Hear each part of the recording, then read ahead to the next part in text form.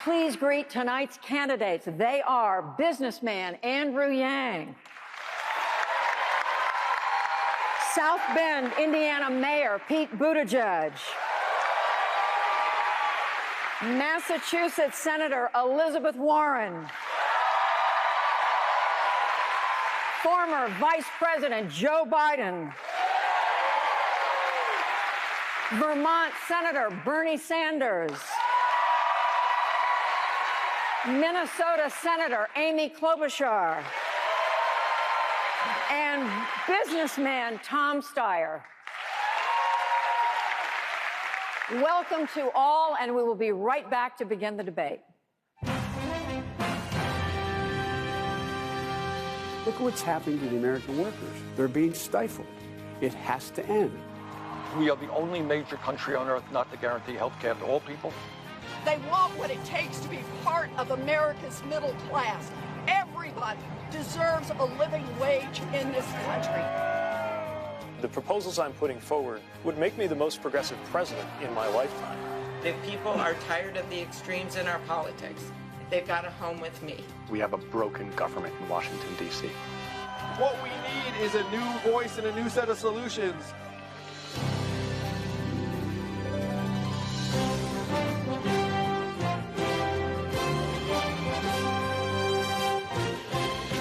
This is the PBS NewsHour Politico-Democratic Debate.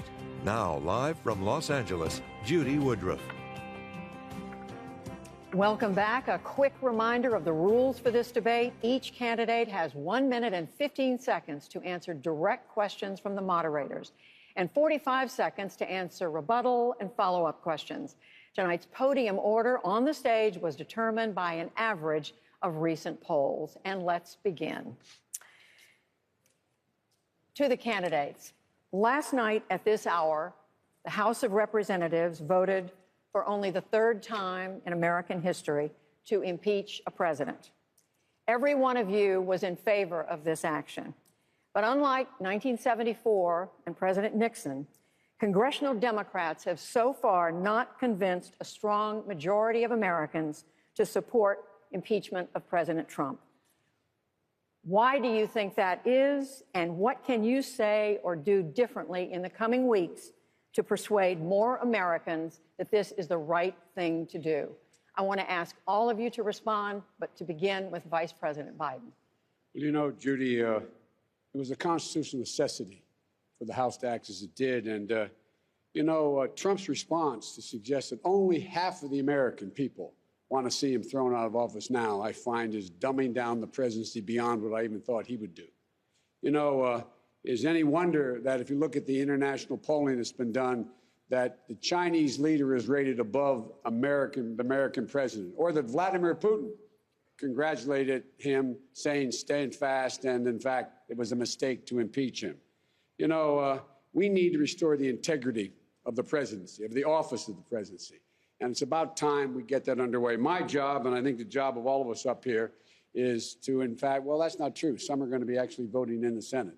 But my job is to just go out and make the case why he doesn't deserve to be president of the United States for another 4 years. Senator Sanders, why do you think more people are not in support of impeachment, and what else can you do? Well, Judy, what I would say is that we have a president who is a pathological liar. We have a president who is running the most corrupt administration in the modern history of this country. And we have a president who is a fraud, because during his campaign, he told working people one thing, and he ended up doing something else.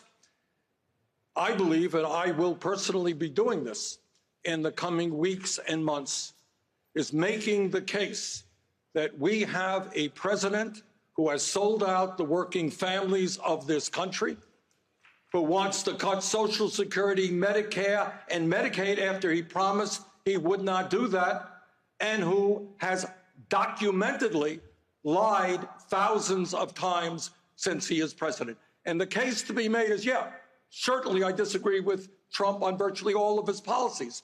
But what conservatives, I think, understand is that we cannot have a president with that temperament who is dishonoring the presidency of the United States. Senator Warren, why do you think more Americans don't agree that this is the right thing to do, and what more can you say? So I see this as a constitutional moment.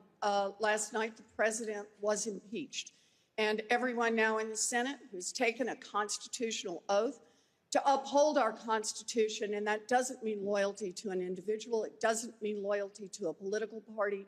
It means loyalty to our country, and that vote will play out over the next several weeks. But the way I see this is we've now seen the impact of corruption, and that's what's clearly on the stage in 2020, is how we are going to run against the most corrupt president in living history. You know, this president has made corruption originally his argument that he would drain the swamp. And yet he came to Washington, broke that promise, and has done everything he can for the wealthy and the well-connected, from tax breaks to ambassadorships. We have to prosecute the case against him, and that means we need a candidate for president who can draw the sharpest distinction between the corruption of the Trump administration and a Democrat who is willing to get out and fight, not for the wealthy and well-connected, but to fight for everyone else. That's why I'm in this race. Senator Klobuchar, what argument can you make to persuade more Americans this is the right thing? Let me make the case to the American people. As a wise judge said, the president is not king in America. The law is king. And what James Madison once said when he was speaking out at the Constitutional Convention, and by the way, I think he's a pretty good size for a president. He was 5'4". And what he said the reason that we have these impeachment articles in the Constitution, that the provisions are in there, is because he feared that a president would betray the trust of the American people for a foreign power. That is what happened here. Watergate, this is a global Watergate. In the case of Watergate, a paranoid president facing election looked for dirt on a political opponent. He did it by getting people to break in. This president did it by calling a foreign leader to look for dirt on a political opponent. And I would make this case. As we face this trial in the Senate, if the president claims that he is so innocent, then why doesn't he have all the president's men testify? Richard Nixon had his top people testify. We should be hearing from Mulvaney, who is the one, under oath, witnesses have said that Mulvaney is the one that said, okay, we're going to withhold this aid to a fledgling democracy to get dirt on a political opponent. We should hear from Bolton, who told his own staff to go see a lawyer after they met with the president. That is the case. If President Trump thinks that he should not be impeached, he should be not scared to put forward his own witnesses. Mayor Buttigieg, what additional argument can you make to the American people? At the end of the day, this is beyond public opinion. This is beyond polls. This is beyond politics. The president left the House with no choice. And I think a lot of us are watching this process, watching Washington go through the motions, and not expecting much but a foregone conclusion when it gets to the Senate. But we cannot give in to that sense of helplessness, because that's what they want. They want us to be taken in by that cynicism to where we give up on the process altogether. Meanwhile, their allies are laughing all the way to the bank as we see policies that let giant corporations, some of which made billions in profits, pay not just zero, but as we've recently learned, negative taxes, all while they block policies that would actually boost wages for working Americans. But here's the good news. It's up to us. No matter what happens in the Senate, it is up to us in 2020. This is our chance to refuse to be taken in by the helplessness, to refuse and reject the cynicism. That is what this presidential election is about. It is what my campaign is about. Our opportunity in 2020, no matter what happens in Washington, as a country, to change the course of this nation for the better. Mr. Yang, what more? I'm over here. Mr. Yang, what more I'm can you actually say Mr. Steyer. to the American people? Judy, I'm sorry, Mr. Steyer. I'm sorry. Well, let me remind everyone that I'm the person who started the need to impeach movement over 2 years ago. Because because I believe what counts here is actually the American people's opinion. Over 8.5 million signed that petition and dragged Washington into the idea that actually the most corrupt president in American history, it's not a question of political expediency, it's not a question of political tactics, it's a question of right and wrong. So now when we look what's going on, I actually agree with Senator Klobuchar. The question here is, if we want the American people to understand what's going on, we need to have the administration officials testify on TV so we can judge. The court that counts here is the court of public opinion. The American people deserve to see the truth of these administration officials testifying under oath so we can make up our mind. If we want Republican senators to do the right thing, we need their constituents to see the truth on TV and tell them, get rid of this guy or we'll get rid of you. That's what I believe in. I'm a believer in the grassroots as an outsider, getting the American people's voice to count. That's who I trust, and that's who I trust now. Mr. Yang. It's clear why Americans can't agree on impeachment. We're getting our news from different sources, and it's making it hard for us even to agree on basic facts. Congressional approval rating, last I checked, was something like 17%, and Americans don't trust the media networks to tell them the truth.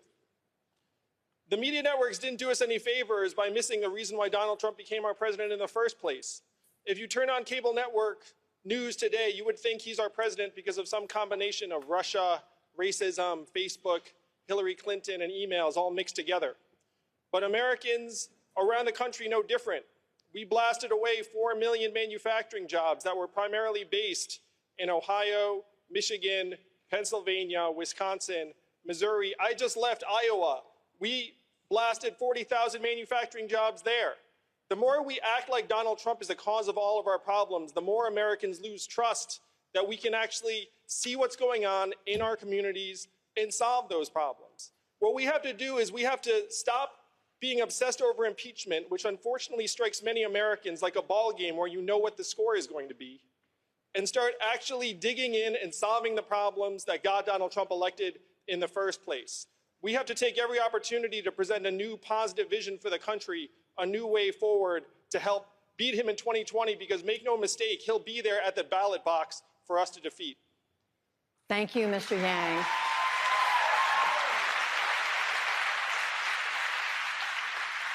Let's turn now to an issue that is on the minds of all Americans, and that is the economy. Senator Sanders, today the House of Representatives voted for a new bipartisan trade agreement among the United States, Canada, and Mexico. It was supported by union-friendly leaders like Speaker Nancy Pelosi and big labor groups like the AFL-CIO. They say it is going to be a big job creator. Senator, my question is, will you support this deal? And if not, why not? Judy, you're talking to somebody who, unlike some of my colleagues here, voted against NAFTA, voted against PNTR with China, two agreements that cost us over 4 million decent-paying jobs. Now, I don't agree with your statement that people think this is going to be a great job creator. This is a modest improvement over what we have right now. It would allow, hopefully, Mexican workers to organize into unions, independent unions, and be able to negotiate decent contracts. But at the end of the day, in my view, it is not going to stop outsourcing. It is not going to stop corporations from moving to Mexico, where manufacturing workers make less than $2 an hour. What we need is a trade policy that stands up for workers, stands up for farmers, and by the way, the word climate change, to the best of my knowledge, is not discussed in this new NAFTA agreement at all, which is an outrage. So no, I will not be voting for this agreement, although it makes some modest improvements. Senator Klobuchar? I have a different view. I'll go with my friend Sherrod Brown, who has voted against every trade agreement that's come in front of him, and he's voting for this, and I am too. And the reason I am voting for it is that I believe that we have a change with this agreement. I would not have voted for the agreement that President Trump put forward, but we've got better labor standards, better environmental standards, and a better deal when it comes to the pharmaceutical provision, which I also opposed. 95% of our customers are outside of our borders, and we have to make sure that we have trade agreements that are more fair, because if we can encourage work made in America, every time you hold something in your hand that says made in America, it is the ingenuity of our workers. It is the quality of a product. It is equality of our workers. And it is the hopes and dreams of the American people. I think this agreement, while Senator Sanders is correct, there are some issues with it, is much better than the one originally proposed. And for those farmers in the Midwest and for those people that have been hurt by the fact that we will not have a trade segment with Mexico and with Canada and the United States, I think that this is a much better deal. All right, we can pull some of your, I see some other hands up. I want to move to the next question, and you can bring in, I think, your points with this. But this one I'm going to initially address to Vice President Biden, and that is the overall U.S. economy right now looks strong. The unemployment rate is at historic lows. Unemployment among African Americans is down. The markets are booming. Wages, while not growing as much as many would like, they're still doing about as well as they were in the Obama-Biden era. My question to you, Mr. Vice President, is what is your argument to the voter watching this debate tonight who may not like everything President Trump does, but they really like this economy and they don't know why they should make a change? Well, I don't think they really do like the economy. Go back and talk to the old neighbors in the middle-class neighborhoods you grew up in. The middle class is getting killed. The middle class is getting crushed, and the working class has no way up as a consequence of that. You have, for example, farmers in the Midwest, 40% of them couldn't pay their bills last year. You have most Americans, if they received a bill for $400 or more, they'd have to sell something or borrow the money. The middle class is behind the eight ball. We have to make sure that they have an even shot. We have to eliminate a significant number of these god-awful tax cuts that were given to the very wealthy. We have to invest in education. We have to invest in health care. We have to invest in those things that make a difference in the lives of middle-class people so they can maintain their standard of living.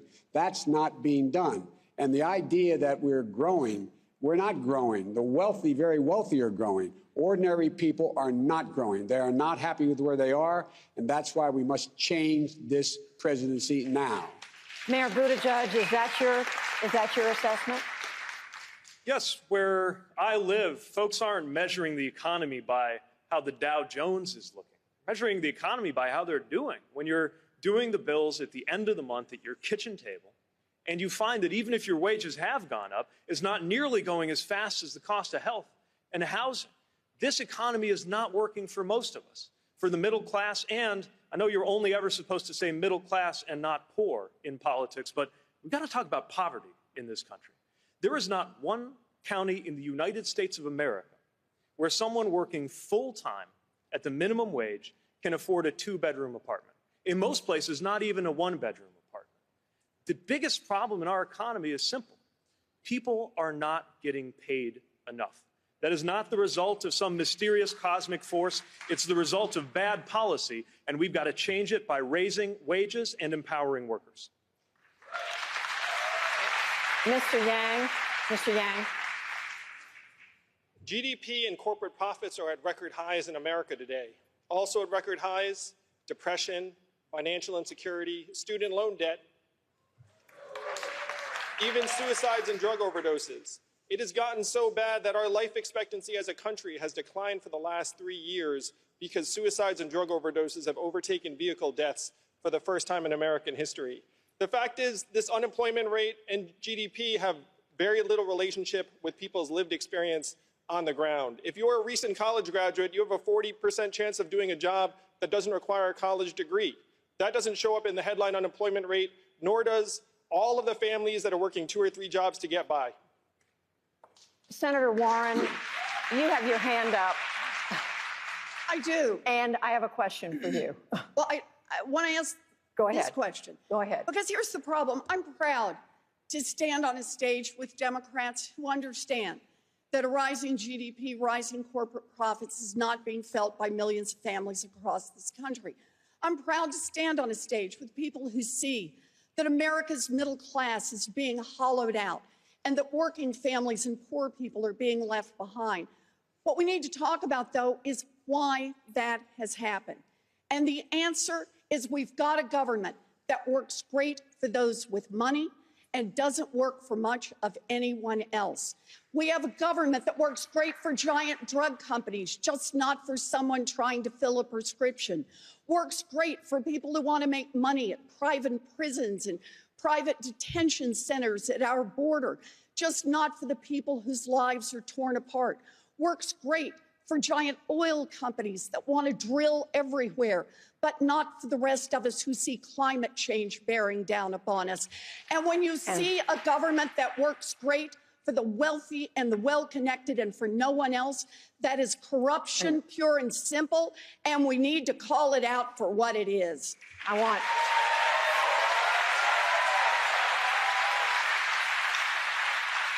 want Senator Sanders, if you would, a brief response, and then I have another question. Look, here's the response. Trump goes around saying the economy is doing great. You know what? Real inflation accounted for wages went up last year? 1.1%. That ain't great.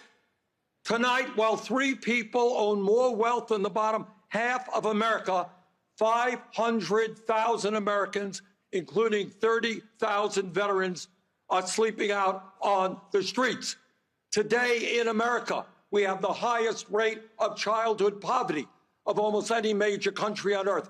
More income and wealth inequality since the 1920s. We need an economy that works for working families, not just the 1%. That is what our campaign is about. Senator Warren, I have a question for you. Every candidate on the stage has proposed tax increases on the wealthy, but you have especially ambitious plans that, apart from health care, would hike taxes an additional $8 trillion over the decade, the biggest tax increase since World War II. How do you answer top economists who say taxes of this magnitude would stifle growth and investment? Oh, they're just wrong.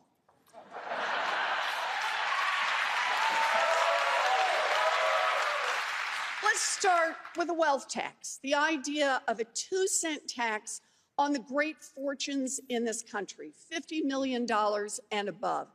For 2 cents, what can we do? We can invest in the rest of America.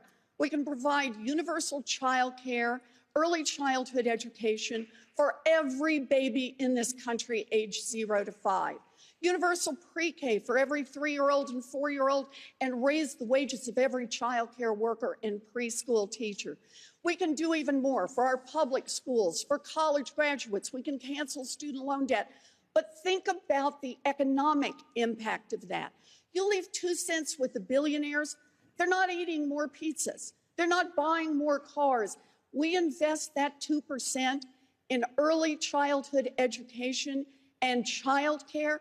That means those babies get top-notch care. It means their mamas can finish their education. It means their mamas and their daddies can take on real jobs, harder jobs, longer hours. And we can increase productivity in this country, and we can start building this economy from the ground up. That's how we build it in small towns. That's how we build it in rural America, and that's how we build it in urban America, an economy that works not from Wall Street, but that works from Main Street. Brief responses from Mr. Steyer and Mr. Buttigieg. So let me say that I agree with Senator Warren in much of what she says. I've been for a wealth tax for over a year. I'm in favor of undoing all the tax breaks for rich people and big corporations that this administration has put through. And in addition, I've talked about equilibrating the taxes on passive investment income, which would allow us to cut taxes for 95% of Americans by 10%. But there's something else going on here that I think is really important, and that's this. We know Mr. Trump's going to run on the economy. I built a business over 30 years from scratch. We're going to have to take him on the economy in terms of growth as well as economic justice. We're going to have to be able to talk about growth, prosperity across the board for everyone in America. My experience building a business, understanding how to make that happen means I can go toe-to-toe with Mr. Trump and take him down on the economy and expose him as a fraud and a failure. And I think that's different from the other people on this stage.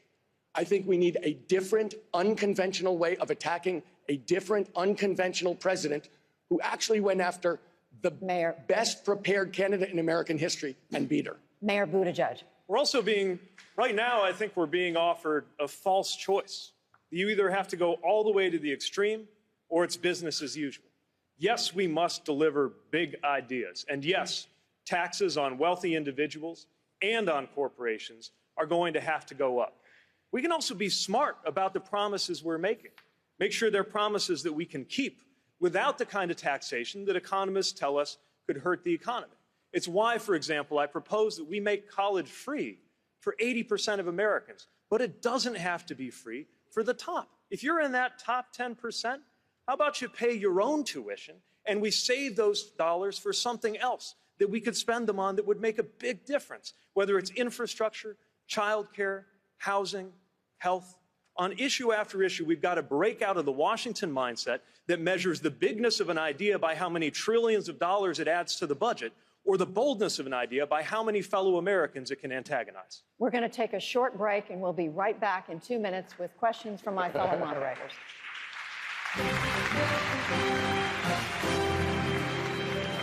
Debate continues. Once again, Judy Woodruff. Welcome back to the PBS NewsHour Politico Democratic Presidential Debate. The next question is from Tim Alberta of Politico. Thanks, Judy. Candidates, good evening. We're going to talk about climate now. Senator Klobuchar, many scientists say that even if the U.S. reduced its carbon footprint to zero by the year 2050, the damage will have been done. The climate change will have made certain places in the U.S. unlivable. So knowing this, would you support a new federal program to subsidize the relocation of American families and businesses away from places like Miami or Paradise, California, perhaps, Davenport, Iowa, because we know these places are going to be hit time and time again? Well, I very much hope we're not going to have to relocate entire cities, but we will probably have to relocate some individual residents. And the problem right now is that this climate change is an existential crisis. And you are seeing it here in California with the fires that you just had. You saw it in Northern California, as was mentioned, with Paradise. And the most moving video from that, to me, was a 30-second video of that dad driving his little girl through the lapping fires with the neighborhood burning behind him and singing to her to calm her down. We cannot wait to act. There's an Ojibwe saying that great leaders make decisions not for this generation, but 7 generations from now. This president doesn't keep his decisions for 7 minutes. So what I think we need to do, get back into the International Climate Change Agreement. I will do that on day 1. On day 2, bring back the clean power rules. On day 3, the gas mileage standards. I see the governor of California, who's been working so hard to get those done, defied every step of the way by the Trump administration, and then introduced sweeping legislation to put a price on carbon and build a fridge to the next century. Thank you, Senator Which means Klobuchar. we must upgrade our buildings and our building standards. Thank you, Senator Klobuchar. Mr. Steyer, would you support such a new federal program, again, to help subsidize the relocation of these families? Look, I am hoping that we, in fact, will do what I'm suggesting, which is declare a state of emergency on day 1 of my presidency. I have made this. I believe I'm the only person here who will say unequivocally, this is my #1 priority. I know that we have to deal with this crisis. I know that we have to deal with it from the standpoint of environmental justice. I've been working on this for more than a decade. I've taken on oil companies and beaten them on environmental laws. I've pushed clean energy across this country. I've prevented pipelines, and I've prevented fossil fuel plants. But what I know is this. Not only can we clean up the air and water in the Black and brown communities where our pollution is concentrated, this is also the opportunity to create literally millions of middle-class union jobs well paid across the United States of America. Our biggest crisis is our biggest opportunity.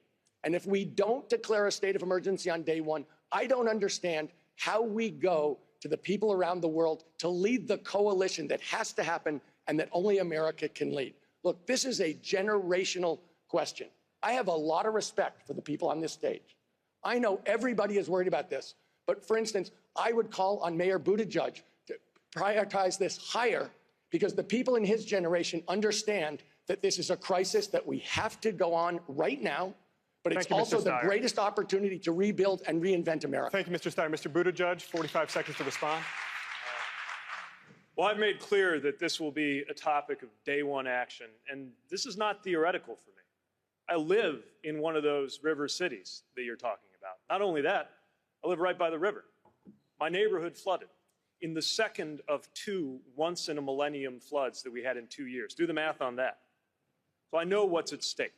And it's why I insist that we act with a carbon tax and dividend, with massive increases in renewable research on renewable energy, energy storage, and carbon storage. But bigger than that, we have to summon the energies of the entire country to deal with this. I've seen politicians in Washington saying the right thing about climate change for as long as I've been alive. All these plans we have to get carbon neutral by 2050, and I think most or all of us have one, their impact is multiplied by 0 unless something actually gets done. We'd like to switch. And that is why I want to make sure that our vision for climate includes people from the auto worker down the block from me in South Bend to a farmer a few minutes away, so that they understand that we are recruiting them to be part of the solution. Thank you, Mr. Not Mayor. beating them over the head and telling them they're part We'd of like the to switch gears slightly. Vice President Biden, I'd like to ask you, 3 consecutive American presidents have enjoyed stints of explosive economic growth due to a boom in oil and natural gas production. As president, would you be willing to sacrifice some of that growth, even knowing potentially that it could displace thousands, maybe hundreds of thousands of blue-collar workers in the interest of transitioning to that greener economy? The answer is yes. The answer is yes, because the opportunity for those workers to transition to high-paying jobs, as Tom said, is real. We're the only country in the world that's ever taken great crises and turned them into enormous opportunities. I've met with the union leaders. For example, we should, in fact, be making sure right now that every new building built is energy contained, that it doesn't leak energy, that, in fact, we should be providing tax credits for people to be able to make their homes turn to solar power. Where there's all kinds of folks out here, right here in California, we're now on the verge of having batteries that are about the size of the top of this podium, that you can store energy when, in fact, the wind isn't blowing and the sun isn't shining. We have enormous opportunities. For example, you talk about, would we relocate people who, in fact, were in a position where they lost their homes? We have to not rebuild to the standard that existed before when we talk about when we come in and help people. We have to rebuild to the standard that exists today. For example, we shouldn't build another new highway in America that doesn't have charging stations on it. We have an opportunity to put 550,000 charging stations so that we own the electrical vehicle market, creating millions of jobs for people installing them, as well as making sure that we own the electric vehicle market. There's so many things we can do, and we have to make sure we explain it to those people who are displaced, that their skills are going to be needed for the new opportunities. Thank you, Vice President Biden. Senator Sanders. Tim, in all due respect, your question misses the mark. It is not an issue of relocating people in towns. The issue now is whether we save the planet for our children and our grandchildren. The issue, as you should know, what the scientists are telling us is they have underestimated the threat and severity of climate change. You're talking about the Paris Agreement, that's fine. Ain't enough. We have got to, and I've introduced legislation to do this, declare a national emergency. The United States has got to lead the world. And maybe, just maybe, instead of spending $1.8 trillion a year globally on weapons of destruction, maybe an American president, i.e. Bernie Sanders, can lead the world. Instead of spending money to kill each other, maybe we pool our resources and fight our common enemy, which is climate change. Thank you, Senator Sanders. Senator Warren, a new question to you, Senator Warren. Many of our Western allies rely heavily on nuclear energy because it's efficient, affordable, and virtually carbon-free. And many climate experts believe that it's impossible to realize your goal of net zero emissions by the year 2050 without utilizing nuclear energy. So can you have it both ways on this issue? So I see it right now as we've got to get the carbon. We've got to stop putting more carbon into the air. We've got to get the carbon out of the air and out of the water. And that means that we need to keep some of our nuclear in place. I will not build more nuclear. I want to put the energy, literally, and the money and the resources behind clean energy and by increasing by tenfold what we put into science, what we put into research and development. We need to do what we do best, and that is innovate our way out of this problem and be a world leader. But understand, the biggest climate problem we face is the politicians in Washington who keep saying the right thing, but continue to take money from the oil industry, continue to bow down to the lobbyists, to the lawyers, to the think tanks, to the bought and paid for experts. America understands that we've got to make change and we're running out of time, that climate change threatens every living thing on this planet. But getting Congress to act, they just don't want to hear it. And if we don't attack the corruption first, if we don't attack the corruption head on, then we're not going to be able to make the changes we need to make on climate, on gun safety, on drug pricing, on all of the big problems that face us. Thank you. We need a Washington that doesn't just work for the rich and the powerful. We need one that works for our families. Thank you, Senator Klobuchar, and then I'd like to bring in Senator Yang and Mr. Steyer for follow-ups. Well, I wanted to add to what Elizabeth said. So the way we tackle this corruption is by winning big in this election. And the way we take on climate change in a big way is by, yes, talking about what's happening on the coast, as I just did, but also talking about what's happening in the Midwest, where I'm from. It's not flyover country to me. I live there. And what we are seeing there is unprecedented flooding. We're seeing an increase, 50% increase in homeowners insurance over the last few years. And when we make these changes, we have to make clear to people that when we put a price on carbon, that money is going to come back to those areas where people are going to be hurt, where jobs are going to change, and to make them whole with their energy bills. When you make the case like that, you bring in the Midwestern votes, you win big, and I think the best way to do it is by putting someone at the top of the ticket who's from the Midwest. Mr. Yang, 45 seconds on the issue of nuclear energy. Well, first, we should obviously be paying to relocate Americans away from places that are hit by climate change. We're already doing it. We relocated a town in Louisiana that became uninhabitable because the sea levels rose. And we know that town is not alone. That's playing out in coastal areas around the country. The question is, do you leave that town on its own to fend for itself, or do you come together as a country and say, we need to protect our people from climate change? Part of my plan is literally called Move People to Higher Ground, because that's what we need to do. And that's literal and figurative. Here in California, it's forest fires and forest management. On nuclear power, I agree with the research. We need to have everything on the table in a crisis situation, which this is. Other countries have had success with nuclear power, and the next generation thorium reactors have a wealth of potential. Thorium is not radioactive the way uranium is. It doesn't last as long, and you can't make a weapon out of it. If we're going to innovate our way out of this, as Elizabeth is saying, then we have to have nuclear on the table. Thank you, Mr. Yang. The last word on climate to you, Mr. Steyer. Look, the point about nuclear power is it's not at a stage in the United States where it's competitive on price. It has a lot of risks to it in terms of disasters, and we have no ability to store the toxins that come out of it and last 100,000 years. We actually have the technology that we need. It's called wind and solar and batteries. So in fact, what we need to do, we can do. We've got to stop taking a look at this as something that we can't do, because we can do this, and we can do it in a way that rebuilds this country on an accelerated basis, creates millions of union jobs, and we come at it from the standpoint of environmental justice.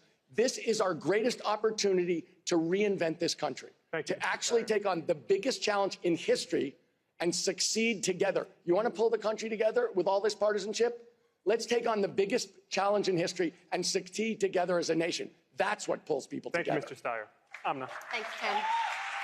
Vice President Biden. Yes. You've been reassuring voters that things will return to normal once President Trump leaves office, that Republicans will have what you call an epiphany and come to the table to work with the Biden administration.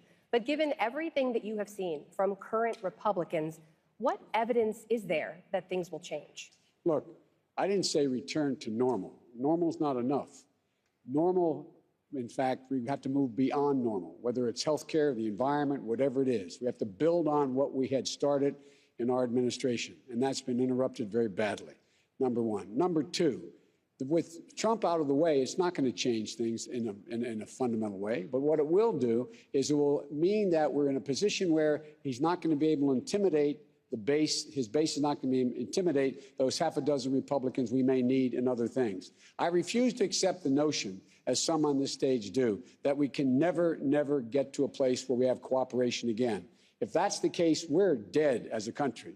We need to be able to reach consensus. And if anyone has reason to be angry with the Republicans and not want to cooperate, it's me, the way they've attacked me and my son and my family. I have no love. But the fact is, we have to be able to get things done. And when we can't convince them, we go out and beat them like we did in the 2018 election in red states and in purple states. Thank you, Mr. Biden. Mr. Yang, I want to switch topics to you, Mr. Yang. A new question. The Democratic Party relies on Black, Hispanic, and Asian voters, but you are the only candidate of color on the stage tonight, and the entire field remains overwhelmingly white. What message do you think this sends to voters of color?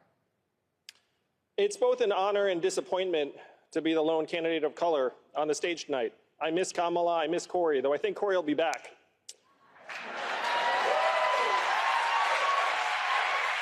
I grew up the son of immigrants, and I had many racial epithets used against me as a kid.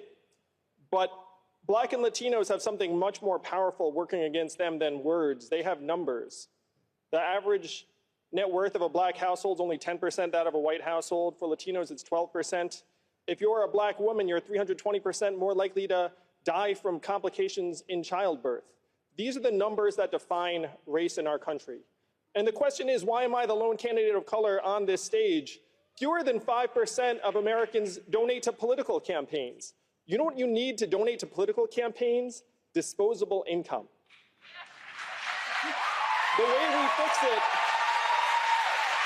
we fix this is we take Martin Luther King's message of a guaranteed minimum income, a freedom dividend of $1,000 a month for all Americans. I guarantee if we had a freedom dividend of $1,000 a month, I would not be the only candidate of color on this stage tonight. Thank you, Mr. Yang.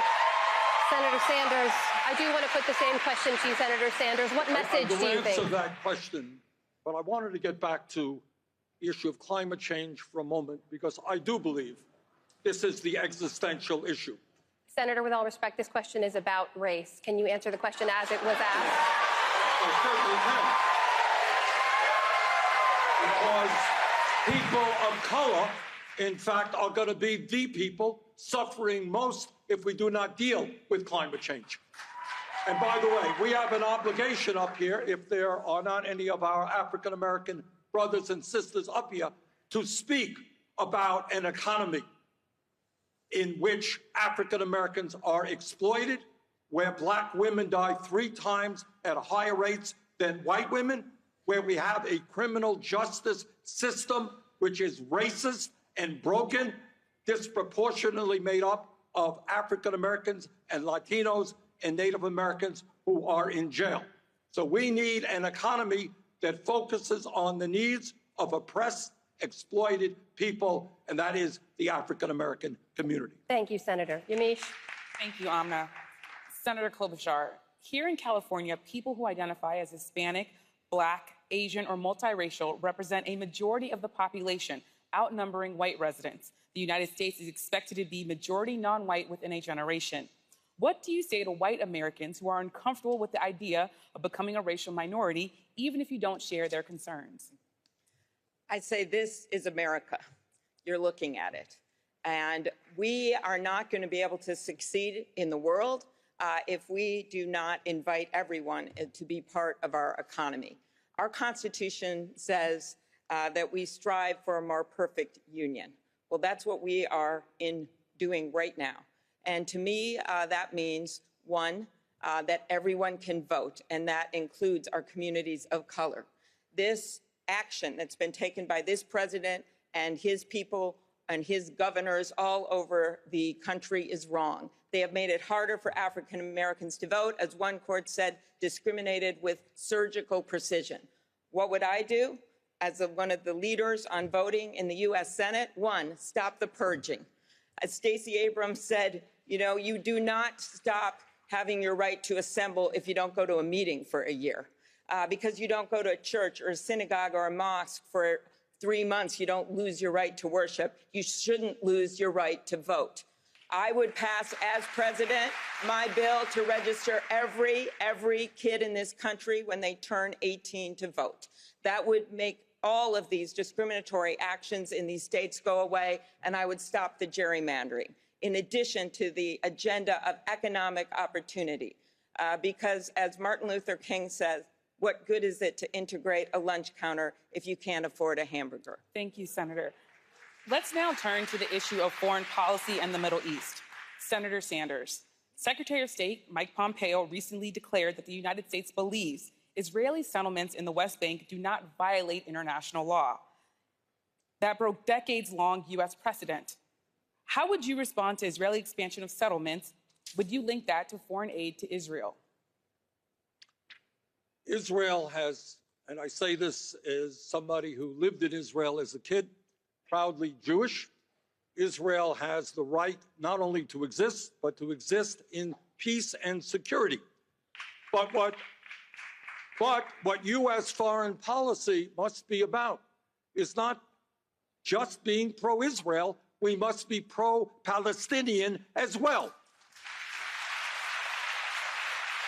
And whether, in my view, we must understand that right now in Israel, we have leadership under Netanyahu, who has recently, as you know, been indicted for bribery, who in my view is a racist.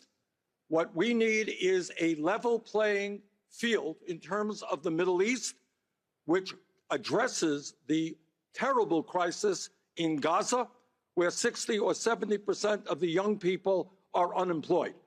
So what my foreign policy will be about is human rights, is democracy, is bringing people together in a peaceful way, trying to negotiate agreements, not endless wars with trillions of dollars of expenses. Thank you, Senator. Mayor Buttigieg. What we are seeing in the Middle East and around the world are the consequences of this president's failure, this president's refusal to lead. It's particularly disturbing in the case of Israel because he has infused domestic politics, making U.S. foreign policy choices in order to effectively interfere in Israeli domestic politics, acting as though that somehow makes him pro-Israel and pro-Jewish while welcoming white nationalists into the White House. But it's not only in the Middle East that we see the consequences of the disappearance of U.S. leadership. We see among our allies and among our adversaries, case after case, where the world is making plans on what to do, ignoring the United States because we're no longer considered reliable. It's not just the mockery at a cocktail party on the sidelines of a conference. It was the looks on the faces of the leaders at the UN as they looked at the United States president with a mixture of contempt and pity. As an American, I never again want to see the American president looked at that way by the leaders of the world. The world needs America right now, but it can't be just any America. It has to be one that is actually living up to the values that make us who we are, supporting peace, supporting democracy, supporting human rights, and supporting stability around the world. Thank you, Mayor Buttigieg. Senator Warren, President Obama pledged to close the detention camp at Guantanamo Bay, but could not. 40 prisoners remain there. Last year, U.S. taxpayers paid $540 million to keep Guantanamo open. Would you pledge to finally close the detention facility? And if elected, how will you do it? Yes, it's time to close this detention facility. It not only costs us money, it is an international embarrassment. We have to be an America that lives our values every single day. We can't be an America that stands up and asks people to fight alongside us, as we did with the Kurds in fighting ISIS, and then turn around in the blink of a tweet and say that we're turning our backs on the people who stood beside us. After that, who wants to be an ally of the United States?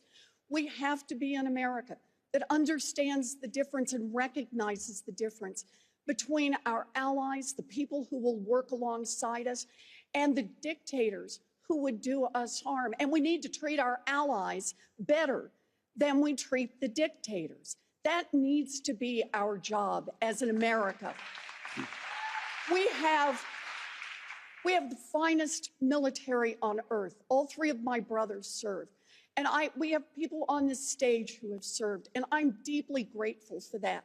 Our military is strong and important, but we need to be an America that relies on our State Department, that relies on diplomacy, that relies on our economic power, and that relies on working together with the rest of the world to build a world that is sustainable environmentally and economically for everyone. Thank you, Senator Warren.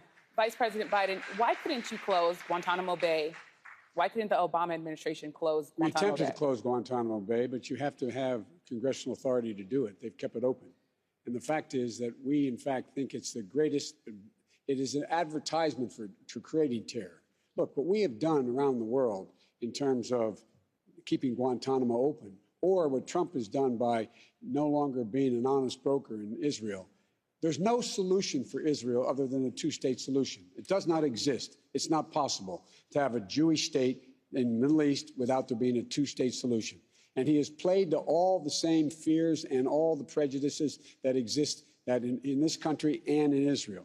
Bibi Netanyahu and I know one another well. He knows that I think what he's doing is outrageous. What we do is we have to put pressure constantly on the Israelis to move to a two-state solution, not withdraw physical aid from them in terms of their security. And lastly, I think that Senator Warren is correct. We have led by not the example of our power, but the power of our example. And the example we're demonstrating now is horrible. It's hurting us badly. Thank you, Vice President Biden. Judy? I want to turn to another part of the world, and that's China. Mayor Buttigieg, you have said that you think China presents more of a challenge than do your fellow candidates believe.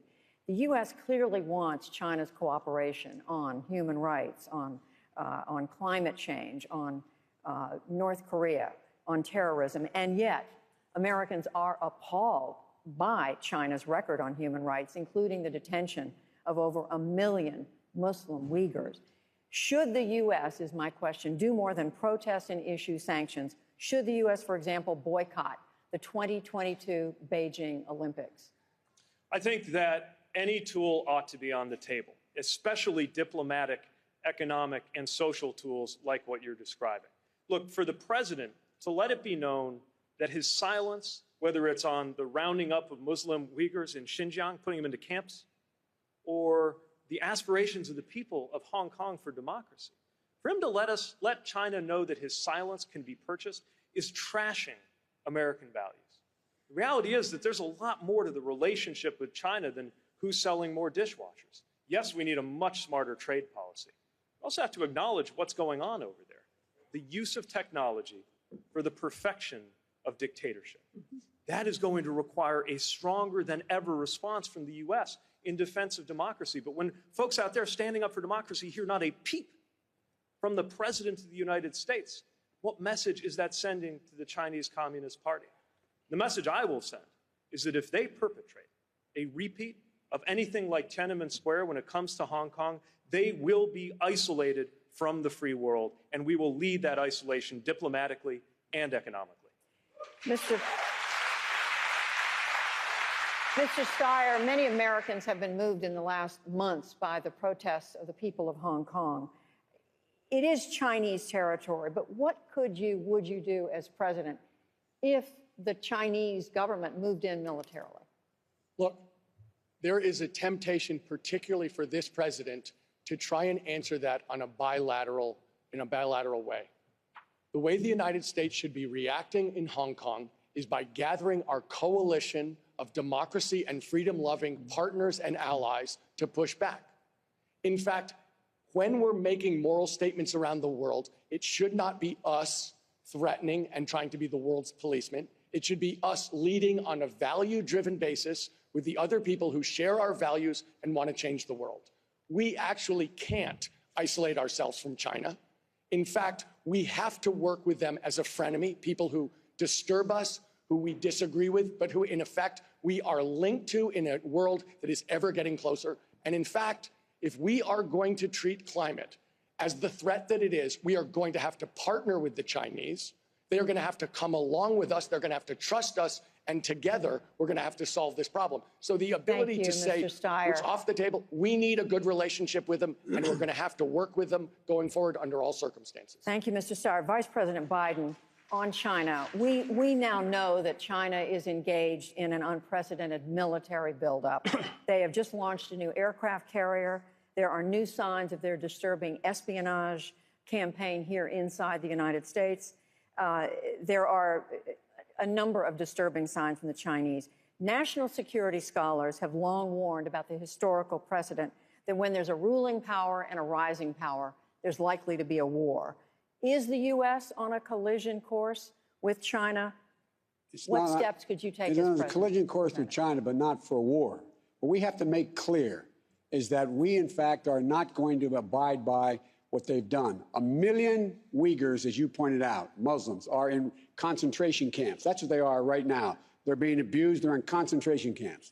And what we started in our administration that Trump stopped, we should be moving 60% of our sea power to that area of the world to let, in fact, the Chinese understand that they're not going to go any further. We are going to be there to protect other folks. Secondly, we, in fact, should make sure that we begin to rebuild our alliances, which Trump has demolished with Japan and South Korea, Australia, and Indonesia. We, in fact, need to have allies who understand that we're going to stop the Chinese from their actions. We should be gone to the UN immediately and sought sanctions against them in the United Nations for what they did. We have to be firm. We don't have to go to war, but we have to make it clear this is as far as you go, China. And in terms of their military buildup, it's real, but it would take them about 17 years to build up to where we are. We're not looking for a war, but we've got to make clear we are Pacific power, and we are not going to back away.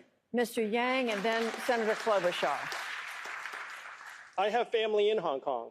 I spent 4 months there, and seeing what's happening on the streets, it's shocking. They banned face masks in Hong Kong. Why? Because they have AI technology that now is using facial recognition to identify protesters if they so much as do anything on the street, so they can follow up with them and detain them later. This is the rivalry that we have to win where China's concerned.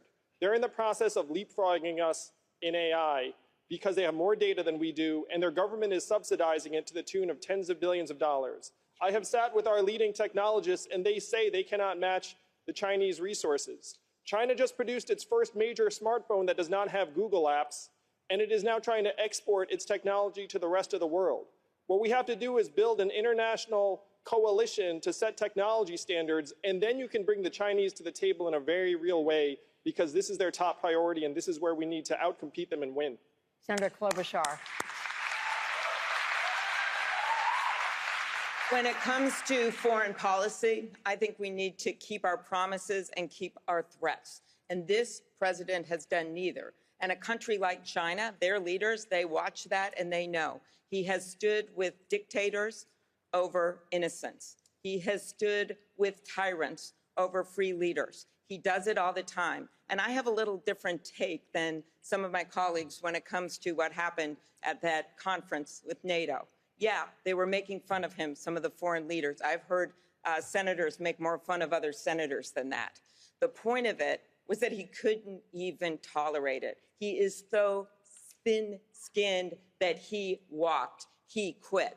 America doesn't quit. So if we want to send a message to the Chinese, we stand with our allies. We stand with them firmly. We have a very clear and coherent foreign policy when it comes to human rights. Check out my website, amyklobuchar.com. I have the 5 R's of our foreign policy about reasserting our values, rejoining international agreements like the Iranian nuclear agreement. But it all comes down to 1 R, returning to sanity. Mayor Buttigieg, and then we're going to take a break. I'm actually not worried about the president's bad sense of humor when it comes to being made fun of. I'm worried about the fact that he is echoing the vocabulary of dictators around the world. When the American president refers to unfavorable press coverage as the product of the enemy of the people, democracy around the world gets weaker. Freedom of the press, not just here at home, but around the world, gets weaker. It's one more reminder of what is at stake, not just here at home, but for world history, in the imperative that we win this election. Could I respond? This is our chance. Very brief. I just want to make very clear, Mayor, that the freedom of the press is deep in my heart. My dad was a newspaperman, and I am the one that asked every attorney general candidate we've had under Donald Trump, both of whom I opposed, about their respect for the First Amendment. And they have refused to follow the rules that Attorney General Holder put in place when it came to protecting our journalists. They would not commit that they wouldn't put a journalist in jail for doing their job. So this is not just talking points to me. This is the real world. And I think that experience that I will bring to the White House with protecting the First Amendment is worth more than any talking points. We are going to take a short break, and we'll be right back.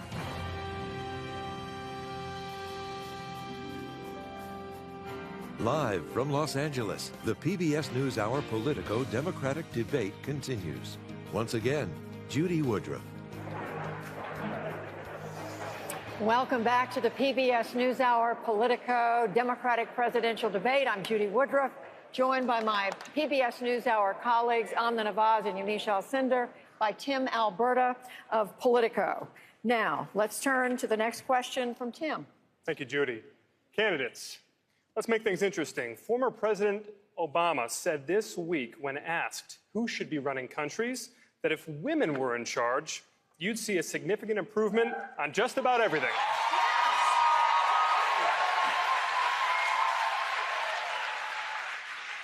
He also said, quote, if you look at the world and look at the problems, it's usually old people, usually old men, not getting out of the way. Senator Sanders, you are the oldest candidate on stage this evening. And I'm white as well. Yes. How do you respond to what the former president had to say? I got a lot of respect for Barack Obama. I think I disagree with him on this one. Maybe a little self-serving, but I do disagree. Here is the issue. The issue is where power resides in America. And it's not white or black or male or female.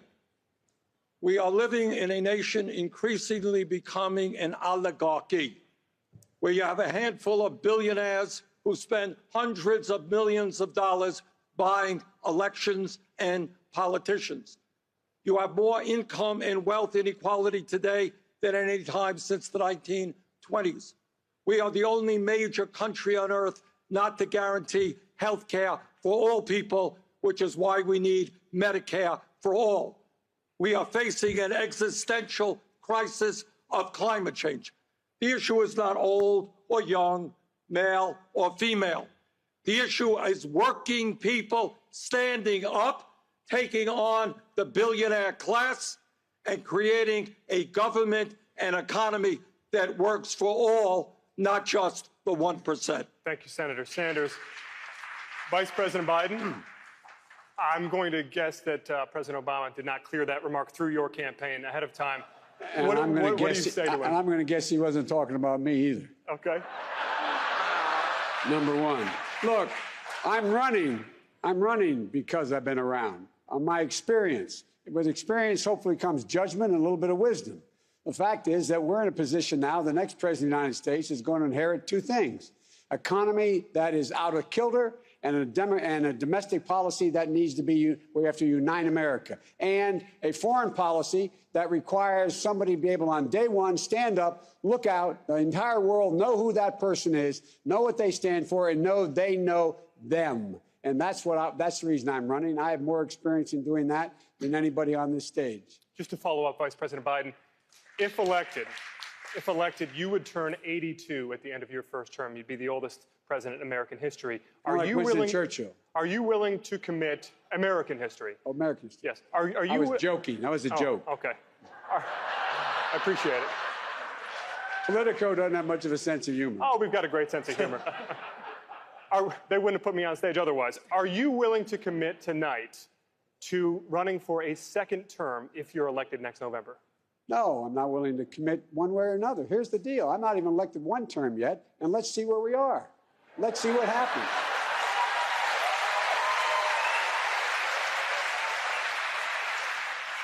But it's a nice thought. Senator Klobuchar, you had your hand raised. Thank you for asking a woman this question. I think, first of all, we have not had enough women in our government. When I was on Trevor Noah's show once, I explained how in the history of the Senate there was something like 2,000 men and only 50 women in the whole history. And he said if a nightclub had numbers that bad, they would shut it down.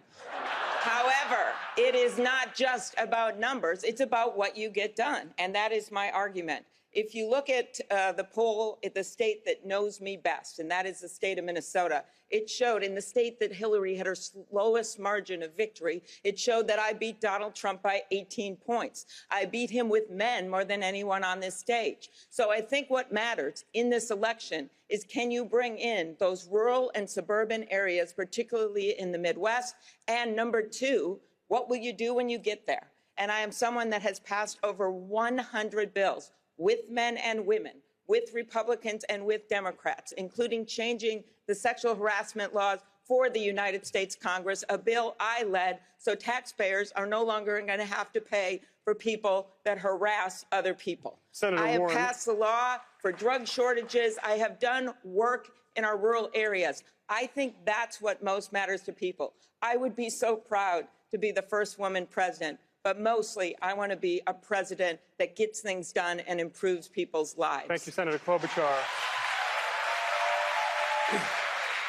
Senator Warren, you would be the oldest president ever inaugurated. I'd like you to weigh in as well. I'd also be the youngest woman ever inaugurated.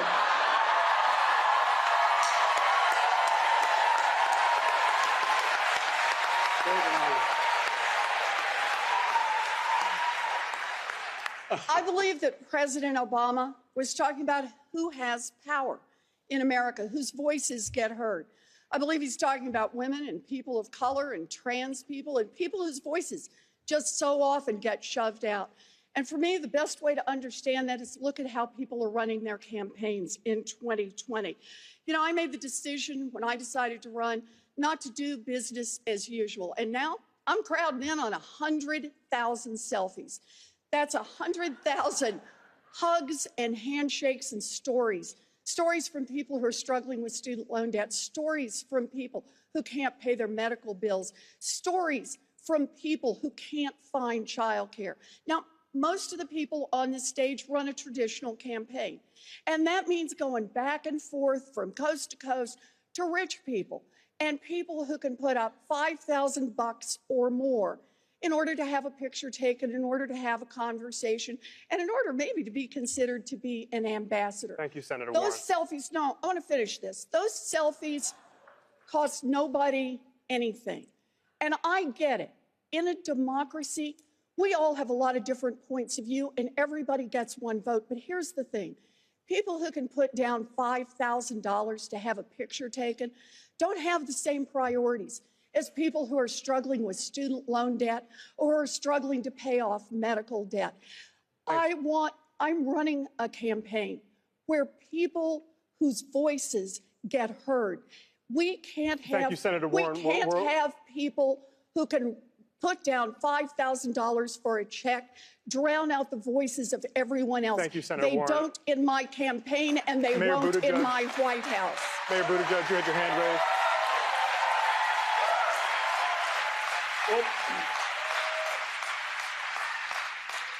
Can't help but feel that might have been directed at me. And here's the thing. We're in the fight of our lives right now. Donald Trump and his allies have made it abundantly clear that they will stop at nothing, not even foreign interference, to hold on to power. They have already put together more than $300 million. This is our chance. This is our only chance to defeat Donald Trump. And we shouldn't try to do it with one hand tied behind our back. The way we're going to win is to bring everybody to our side in this fight. And if that means that you're a grad student digging deep to go online to PeteForAmerica.com and chip in $10, that's great. And if you can drop $1,000 without blinking, that's great too. We need everybody's help in this fight. I'm not going to turn away anyone who wants to help us defeat Donald Trump. We need Democrats who've been with us all along, yes, but we also need independents worried about the direction of the country.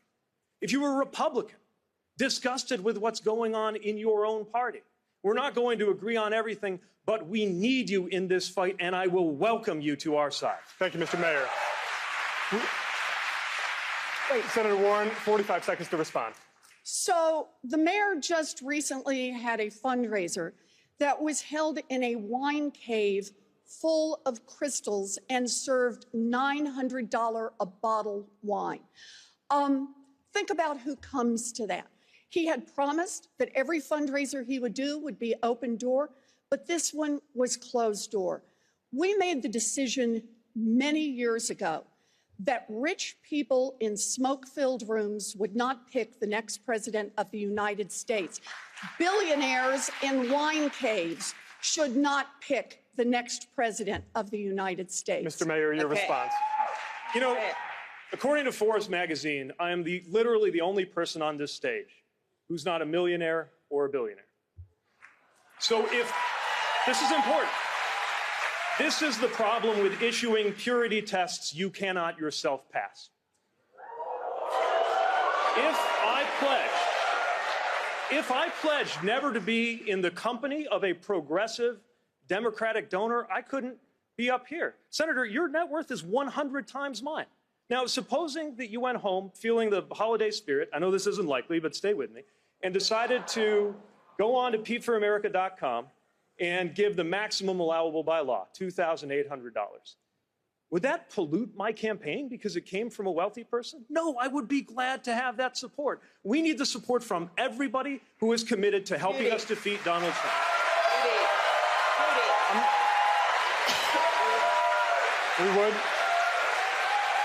We would like to bring in everyone, but obviously, Senator Warren, I'd like to give you a chance to respond. I do not sell access to my time. I don't do call time with millionaires and billionaires. Sorry, as of when, Senator? I don't meet behind closed doors with big dollar donors. And look, I've taken one that ought to be an easy step for everyone here. I've said to anyone who wants to donate to me, if you want to donate to me, that's fine. But don't come around later expecting to be named ambassador, because that's what goes on in these high-dollar fundraisers. I said no, and I asked everybody on this stage to join me. This ought to be an easy step, and here's the problem. If you can't stand up and take the steps that are relatively easy, can't stand up to the wealthy and well-connected when it's relatively easy when you're a candidate, then how can the American people believe you're going to stand up to the wealthy and well-connected when you're president and it's really hard? Judy. Senator, I've got to respond.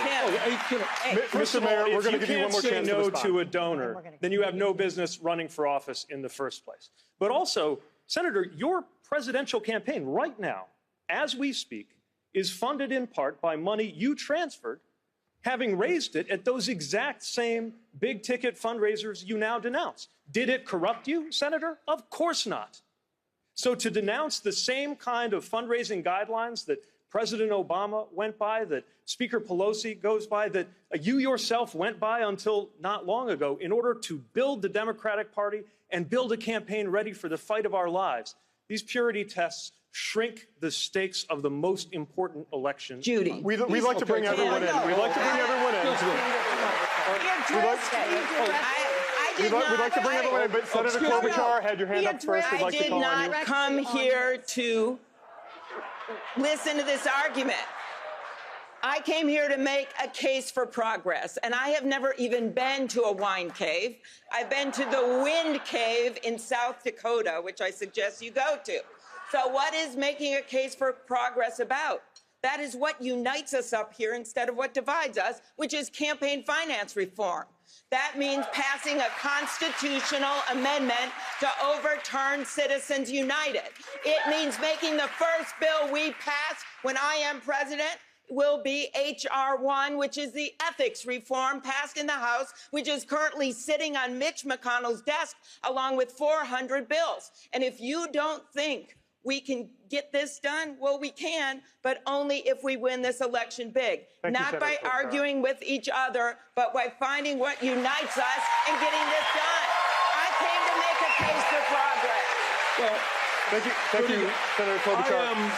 Senator Sanders. I am rather proud, maybe, I don't know, the only candidate up here doesn't have any billionaire contributions. But you know what I do have? We have received more contributions from more individuals than any candidate in the history of the United States of America at this point in an election, averaging $18 apiece. Now, there's a real competition going on up here. My good friend Joe, and he is a good friend, he's received contributions from 44 billionaires. Pete, on the other hand, is trailing. Pete, you only got 39 billionaires contributing. So, Pete, we look forward to you. I know you're an energetic guy and a competitive guy to see if you can take on Joe on that issue. But what is not a laughing matter, my friends, this is why 3 people own more wealth than the bottom half. This is why Amazon and other major corporations pay 0 in federal taxes. We need to get money out of politics. We should run our campaigns on that basis. Thank you, Senator Sanders. Vice President Biden, 45 seconds to respond. My average contribution is $43, number one. That's number one. Number two, the idea that the senator is suggesting that I am in the pocket of billionaires, when in fact they oppose everything that I have ever done and continue to do. I have made sure from the very beginning, every one of my fundraisers is open to the press, every single solitary one, not one single time, period. And I've made sure that you know exactly where the largest contribution I've accepted is $2,800, which is allowed under law. And I'm the first person to introduce the constitutional amendment to make sure that there is all public funding of elections and all private funding. And we all should take a commitment, make a commitment to that right now on this stage. In the meantime, you got to fund a campaign. And we, in fact, have funded a campaign, average contribution, $43. Thank you, Vice President. Let me just Mr. Steyer, I would like to bring you in. Can I? Listen, I'm running because this government is broken because it's purchased by corporations. And I've spent 10 years fighting those corporations and beating them and building grassroots organizations to push power down to the people. That's what I've been doing for a decade. But let me say this. There's someone who's loving this conversation, and his name's Donald Trump. That's right. We know how he's going to run. He's told us last week, he looked at a group of Americans and said, I don't like you, you don't like me, it doesn't matter, you're going to support me because the Democrats will destroy the economy in 15 minutes. We need to go after this guy. He's a different breed of cat, and we need to beat him. And we need to talk about prosperity. And I spent 25 years building a business. We're going to have to take him on the economy, not have these kinds of conversations and tear each other down, but actually go after this corrupt president and beat him on the economy where he thinks he's king and where, in fact, he's a fraud and a failure. Thank you, Mr. Steyer. We're going to end it there. Amna? Thanks, Tim. I want to turn now to an issue that's been in the headlines quite a bit, and that is immigration. Mr. Yang, we have a question here from a professor right here at Loyola Marymount. There are nearly 200,000 DACA recipients, so-called dreamers, in the state of California, more than any other state, including several students right here at LMU. If you win and you reinstate DACA through executive action, another president could just overturn it again. So will you move on a permanent legislative fix for dreamers in your first 100 days if elected? Of course I would. I'm the son of immigrants myself, and I know that dreamers are essentially Americans in everything but this legal classification.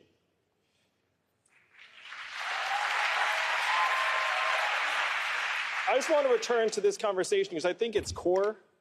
Our country is deeply misogynist, and most all of us know that. Money and men are tied together. That's where I thought Elizabeth was taking the conversation. The fact is, strong societies would elect more female leaders. strong men treat women well for the same reasons. I'm on the record saying that you need both strong men and female leaders in government, because the fact is, if you get too many men alone and leave us alone for a while, we kind of become morons.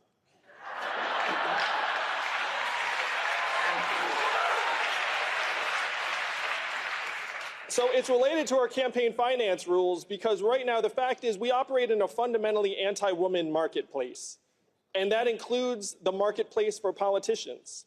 If we were to put $100 democracy dollars into the hands of every American voter, instead of 5% contributing, you'd see that rate skyrocket to 50 or 60%, and you'd have many, many more women who would run for office because they don't have to go shake the money tree in the wine cave. Thank you, Mr. Could I address? I'd like to follow up. The question again, Mr. Yang, was about Dreamers. You pledged to move on a permanent legislative fix in your first 100 days. Dreamers say that they are frustrated by Democrats' failure to prioritize their status in deal after deal. So why should Dreamers trust Democrats now? I believe everyone on this stage would do the right thing by Dreamers in the first 100 days. I would make it a top priority. I'm the son of immigrants myself. The fact is, almost half of Fortune 500 companies were started by an immigrant or children of immigrants. Immigrants make our country stronger and more dynamic. And immigrants are being scapegoated for issues they have absolutely nothing to do with. If you go to the factory in Michigan, it's not wall-to-wall immigrants, it's wall-to-wall robot arms and machines. We have to send the opposite message of this administration. And as your president, I think I could send a very clear message where if you're considering immigrating to this country, and I'm the president, you would realize my son or daughter can become president of the United States. That's the opposite of the current administration, and that's the message I would love to send to the world. Thank you, Mr. Yang. Senator Sanders, a related question to you. Actually, Senator Sanders, I have a new question for you. You can respond to Mr. Yang's comments as well. I can't respond to the immigration question? This is related, sir, but there are estimated to be as many as 12 million undocumented immigrants in the U.S., more than 2 million right here in California. If you have a chance to forge a bipartisan immigration reform plan, would you insist on a path to citizenship for all 12 million or just a segment of that population? No, this is what I would do. Day one, executive order. Restore the legal status of 1.8 million young people in the DACA program. Day one, we change border policy so that federal agents will never snatch babies from the arms of their mothers. Day one, we introduce bipartisan legislation, which will in fact be comprehensive, which will result in a path toward citizenship for all of the 11 million who are undocumented. That is what the people of our country want. Trump thinks mistakenly that he is going to win re-election by dividing us up. We are going to win this election by bringing our people together, Black and white and Latino, Native American, Asian American. That's what this campaign is about. That's what America must be about. Senator Klobuchar. Thank you. I started my day-to-day with a group of immigrants who were there talking to me about housing. And I thought about this president and what he's done. He has used our immigrants as political pawns. Every single day, he tries to draw a wedge. I will be a different president. My view on this comes from experience. When I got to the Senate, Senator Kennedy asked me to be one of the 2 new senators that was in the group to work on the immigration reform package. We got so close to passing that. I voted for it. Not everyone did, but most of the Democrats did. Then I was on the Judiciary Committee when President Obama was president, and we worked very hard on that immigration reform. We actually passed that with Republican votes. Then I was in the small group that worked on the compromise on the Dreamers that would have solved that problem. We didn't get that done because this president gut-punched us. Thank you, I will Senator. take my views. I will take this experience. I will get this done because immigrants don't diminish America. They are America. Thank you, Senator. Mr. Steyer, briefly a response. Listen, I think it's important to note that this president is not against immigration. He's against immigration by non-white people. Yes. This is his attempt to divide us, as Senator Sanders said, on race. And that's what he's been doing since the very first day he started running for president. He's been vilifying non-white people. He's been trying to inflame his base and scare them that if, in fact, white people lose control of this country, that they're going to lose control of their lives.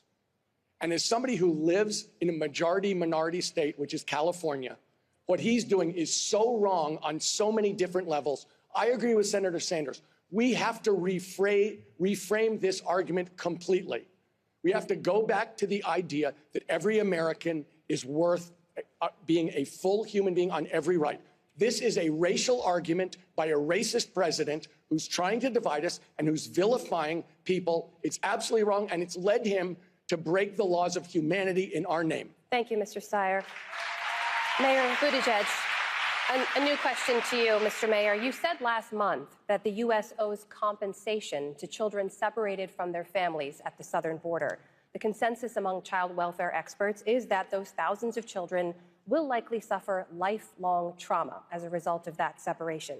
Are you committing, as president, to financial compensation for those thousands of children? Yes, and they should have a fast track to citizenship, because what the United States did under this president to them was wrong, and we have a moral obligation to make right what was broken. And on the larger issue of immigration, my understanding of this issue isn't theoretical. It's not something I formed in committee rooms in Washington. It begins with the fact that my household, my family, came from abroad. My father immigrated to this country and became a U.S. citizen. It comes from the fact that I'm the mayor of a city where neighborhoods that were left for dying are now coming back to life, largely because of the contributions, mainly of Latino immigrants. And I've seen those same neighborhoods shut down, families huddling in church, panicking just because of the rumor of an ICE raid. That did not make our country safer. Could I respond? I had to look into the eyes of an 8-year-old boy whose father was deported, even though he had nothing so much as a traffic ticket against his name, and try to think of something to tell that boy, because I couldn't tell him what he most wanted to hear, which is just that he was going to have his dad back. How can harming that young man possibly make America safer? Mr. Mayor, when I am president, based on those experiences, I will make sure that this is a country of laws and of values. And that means not only ending these unspeakable, cruel practices at the border, but finally and truly fixing the immigration system that has needed a full overhaul since the 1980s. We cannot wait 4 years, 10 years. We cannot wait anymore to do something. Thank you, Mr. Mayor. Just to follow up, since you do support compensation for those families, should the U.S. also compensate descendants of enslaved people? Do you support reparations for African Americans? I support H.R. 40, which is the bill that has been proposed in Congress to establish a commission to look at reparations. But we shouldn't wait for that commission to do its work to do things that are reparative. Remember, we're not talking about a gift to anybody. We're talking about mending what was broken. We're talking about the generational theft of the wealth of generations of African Americans. And just crossing out a racist policy and replacing it with a neutral one is not enough to deliver equality. Harms compound, just like a dollar saved in its value compounds over time. So does the value of a dollar stolen. And that is why the United States must act immediately with investments in minority-owned businesses, with investments in health equity, with investments in HBCUs, and on the longer term, look at reparations so that we can mend what has been broken. Vice President Biden, do you support reparations? Look, let me, since I haven't spoken on this, got a chance. Number one, the reason we're the country we are is because of immigration. We've been able to cherry pick the best from every single continent. The people who come here have determination, resilience. They are ready to stand up and work like the devil. We have 24 out of every 100 children in our school today is Hispanic. The idea that we are going to walk away and not provide every opportunity for them is not only stupid and immoral, but it's bad for America. They are the future of America, and we should invest in them. Everybody will benefit from it, every single American, and you should get used to it. This is a nation of immigrants That's who we are. That's why we're who we are. That's what makes us different, and we should invest in them. Thank you, Mr. Biden. Senator Klobuchar, you had your hand up. Well, I was hearkening back. I made my case on immigration to what the mayor said about Washington. So I look at this a different way. When we were in the last debate, Mayor, you basically mocked the 100 years of experience on the stage. And what do I see on this stage? I see Elizabeth's work starting the Consumer Financial Protection Bureau and helping 29 million people. I see the vice president's work in getting $2 billion for his cancer moonshot. I see Senator Sanders' work working to get the veterans bill passed across the aisle. And I see what I've done, which is to negotiate 3 farm bills and be someone that actually had major provisions put in those bills. So while you can dismiss committee hearings, I think this experience works. And I have not denigrated your experience as a local official. I have been one. I just think you should respect our experience when you look at how you evaluate someone who can get things done. Thank you, Senator. Mr. Mayor, I'll give you a chance to respond. You actually did denigrate my experience, Senator, and it was before the break, and I was going to let it go because we got bigger fish to fry here. But you implied I don't that think my we have bigger fish to fry than picking a president of the United States. You're right. And before the break, you seemed to imply that my relationship to the First Amendment was a talking point, as if anyone up here has any more or less commitment to the Constitution than anybody else up here. Let me tell you about my relationship to the First Amendment. It is part of the Constitution that I raised my right hand and swore to defend with my life. That is my experience, and it may not be the same as yours, but it counts, Senator. It counts. Thank you, Mr. Mayor. Senator Klobuchar, you have 45 seconds to respond. I certainly respect your military experience. That's not what this is about. This is about choosing a president. And I know my view of this is I know you ran to be chair of the Democratic National Committee. That's not something that I wanted to do. I want to be president of the United States. And the point is, we should have someone heading up this ticket that has actually won and been able to show that they can gather the support that you talk about of moderate Republicans and independents, as well as a fired-up Democratic base. And not just done it once, I have done it 3 times. I think winning matters. I think a track record of getting things done matters. And I also think showing our party that we can actually bring people with us, have a wider tent, have a bigger coalition, and yes, longer coattails, that matters. Thank you, Senator. Excuse me. I got to respond to that. Senator, I know that if you just go by vote totals, maybe what goes on in my city seems small to you. If you want to talk about the capacity to win, try putting together a coalition to bring you back to office with 80% of the vote as a gay dude in Mike Pence's Indiana. 15 seconds. Again, I would, Mayor, if you had won in Indiana, that would be one thing. You tried and you lost by 20 points. Let's talk about how we win. Excuse me. Let's talk about how we win an election, which is something everybody here wants to do in terms of defeating the most dangerous president in American history. So let me tell you how you win it. You have the largest voter turnout in the history of America. And you don't have the largest voter turnout unless you create energy and excitement. And you don't create energy and excitement unless you are prepared to take on the people who own America and are prepared to speak to the people who are working in America. We need a progressive agenda, Medicare for all, raising the minimum wage to a living wage, leading the world in combating climate change, making public colleges and universities available to all because we have free tuition and canceling all student debt in this country. Thank you, Senator Sanders. I'd like to turn to a new subject, and that is, of course, education. Senator Warren, you propose free public college tuition and student loan forgiveness for most families.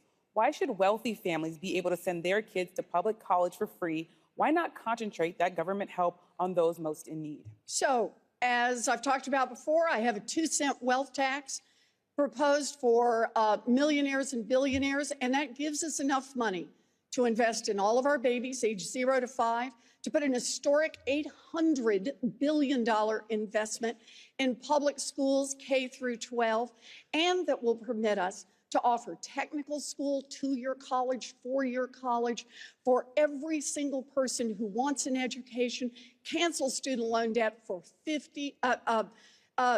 put a $50 billion investment in our historically Black colleges and universities, and cancel student loan debt for 43 million Americans. Look, this is about money, but this is also about values. We need to make an investment in our future, and the best way to do that is let's invest in the public education of our children. That starts when they're babies and it goes long after high school. We want to have families. I meet families every day in the selfie lines who talk about what it means to be crushed by student loan debt. That's why I have a proposal popular among Democrats, popular among Republicans, popular among independents, to ask those at the top to pay a little more so somebody can get rid of that student loan debt, so they can make an investment in themselves, start a small business, buy a car, create a future for themselves and for this country. Thank you, Senator. I see some hands, but I want to go to Mayor Buttigieg. Mayor Buttigieg, your plan offers free or discounted public college only to families making up to $150,000 a year. Do you think Senator Warren's plan offers free college to too many families? I do think that if you're in that lucky top 10%, I still wish you well. Don't get me wrong. I just want you to go ahead and pay your own tuition. Now, we can still have public service loan forgiveness for those who go into lower income fields to deal with that. But if you're in that top 10%, I think you're going to be, for the most part, okay. And there is a very real choice on where every one of these tax dollars goes. So I very much agree with Senator Warren on raising more tax revenue from millionaires and billionaires. I just don't agree on the part about spending it on millionaires and billionaires when it comes to their college tuition. Thank you, Mayor. Thank you, Mayor Buttigieg. Wait. No, he mentioned me by name. I'm going to let you respond, Senator Warren. Go ahead. Look, the mayor wants billionaires to pay one tuition for their own kids. I want a billionaire to pay enough to cover tuition for all of our kids, because that's how we build a future. The other part is we've got to deal with student loan debt. And right now, most of the people on this stage are nibbling around the edges of a huge student loan debt burden that disproportionately affects people of color. African Americans are more likely to have to borrow money to go to school, more likely to borrow more money while they're in school, and have a harder time paying it off. We want to make an investment in the future, then open up education for all of our kids. That's how we build a future. Senator Sanders, could I respond after? I believe, in the concept of universality. And one of the crises in America today is people are sick and tired of filling out forms. So you're not eligible for the program today because you're at 150, but you lost your job, are you eligible? You get a better job, you're eligible. I think what we have to do is what we do with Social Security, what we do with public education. Donald Trump's kids can go to a public school. They should be able to go to a public school. What we need right now is a revolution in education. We have got to end this dysfunctional child care system and make sure that every working class person in this country can find high quality, affordable child care. We need to make public colleges and universities tuition free, and by taxing billionaires and by taxing Wall Street, we will cancel all student debt in this country. Thank you, Senator Sanders. Tim? Switching gears here, Mr. Steyer, earlier this year in Iowa, I met a father, Bill Stumpf, and his son Kyle in Dubuque. Kyle is a remarkable young adult with significant disabilities, and though he's been employed for about 5 years at a local pizza parlor, the future is very uncertain for his family.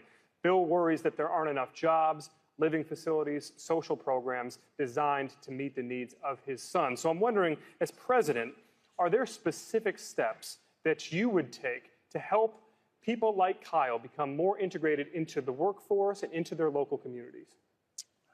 Look, The United States has made a commitment to treat everybody equally. And that means supporting people with disabilities, both in terms of education and later when they're part of the workforce. That means bringing the resources to bear to make sure that we're treating them fairly in school and after school, to try and integrate them fully and to make them have as full a life as possible. The question we've got here across the board is, can we afford to do the kinds of things that Senator Sanders and Senator Warren are pushing? And the answer is yes. We can. That in fact, what we need to do is to undo the tax breaks that have been given for 2 generations to rich Americans and big corporations. Last year, the top 400 corporations paid an 11% tax. That is absolutely ludicrous. Could I answer the question? So the answer on disabilities is a question of focus and money, as so many of these questions are. We have a country where the government is broken because corporations have bought it, they're getting their way, and for us to get back to government of, by, and for the people that serves Americans, including Americans with disabilities, we're going to have to take that back. Thank you. Mr. Yang, I didn't hear a specific answer from Mr. Steyer. Can you outline specific steps that the government should take to help integrate these young people into the workforce and into their local communities? I would love it. I have a son with special needs.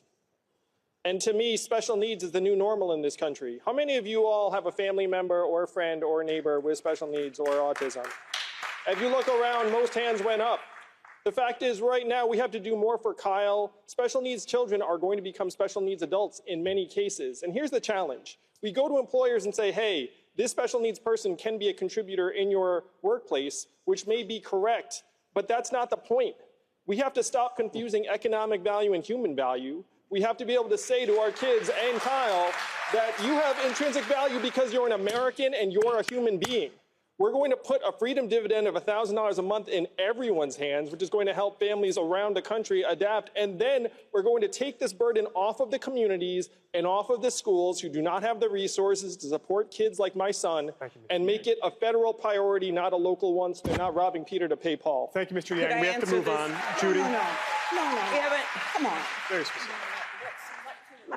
Senator Warren, 45 seconds to you, please. So I was a special education teacher, and I loved that work because it gave me a chance to work straight out with people to recognize the worth of every human being. I had 4 to 6-year-olds who were in special ed. And what do we need to do? That's why I have a plan as a special ed teacher to fully fund IDEA. So every child with disabilities will get the full education they need. My housing plan is about investing in more housing across this country, in rural America, in urban America, in small town America. But it's also about making sure that people who want to live independently, people who have disabilities, will have housing available to them. I make a part of my job this bill that we are going to make sure, as president, I will make sure that the people who want to bid on federal contracts are treating people with disabilities fairly and paying them fairly.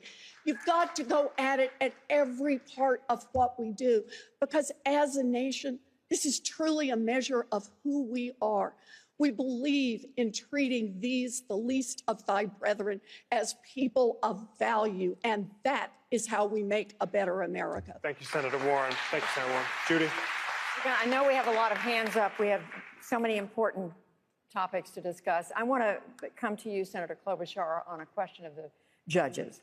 President Trump has appointed, as we know, 2 Supreme Court justices, but he's also had confirmed nearly 200 federal judges, most of whom are young and could shape American law for decades to come. Some of them you voted for in the Senate, including one who just yesterday joined a ruling to strike down a key part of the Affordable Care Act. Would President Trump's appointees, my question is, make it harder for you as president, for any of you on this stage, to enact your agenda? Of course. And I want to make it clear that I've opposed many, many judges. And I think everyone will remember what happened at the Kavanaugh hearing. When that nominee went after me, I stood my ground and he had to apologize. So I have been very strong on these judges. As for the judge you just referred to, there was actually the judge that wrote the opinion was a judge that went through the Senate unanimously with support by Senator Sanders, with support by President Obama, with support by then Senator Kennedy. So I think it is very important when we look at these judges to acknowledge that there are some of these judges that you think are going to be okay, and they aren't. But what would I do as president? I would appoint judges that are in the vein of people like Elena Kagan and Justice Breyer and Sonia Sotomayor, and let's not forget the notorious RBG. That's what I would do. And if you look at my record as a lawyer and a member of the Judiciary Committee, look at the judges that I recommended to President Obama. People like Mimi Wright, who's a superstar, and Susan Richard Nelson. Look at who I put in as the first openly gay marshal in the history of the United States. I did that because I knew they were qualified people to take those jobs. And you need to do it not only with the right judges and have that know-how, but you also have to do it right away. That is one thing that we all learned from when President Obama was in. And that was that he was dealing with an economic crisis, and it was hard to do it right away. But we have to immediately start putting judges on the bench to fill vacancies so that we can reverse the horrific nature of these Trump judges. A follow-up to Mayor Buttigieg. Beyond a pledge not to overturn Roe versus Wade, which I believe all of you have said would be part of your decision-making in choosing a nominee to the court, are there other litmus tests that you would apply in choosing federal judges?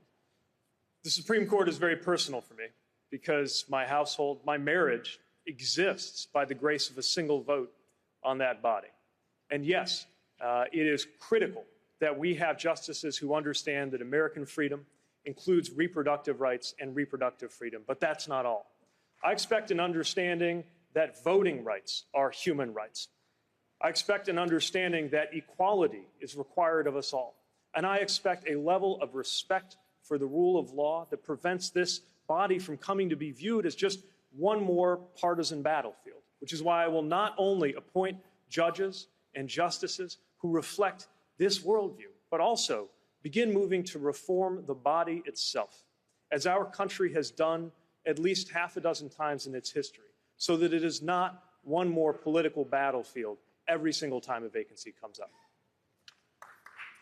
Yamiche. Senator Sanders, at least 22 transgender people were killed in the United States this year, most of them transgender women of color. Each of you has said you would push for the passage of the Equality Act, a comprehensive LGBTQ civil rights bill. But if elected, what more would you do to stop violence against transgender people? We need moral leadership in the White House. We need a president who will do everything humanly possible to end all forms of discrimination against the transgender community, against the African American community, against the Latino community, and against all minorities in this country. But above and beyond providing the moral leadership of trying to bring our people together, what we also need for the transgender community is to make sure that health care is available to every person in this country, regardless of their sexual orientation or their needs.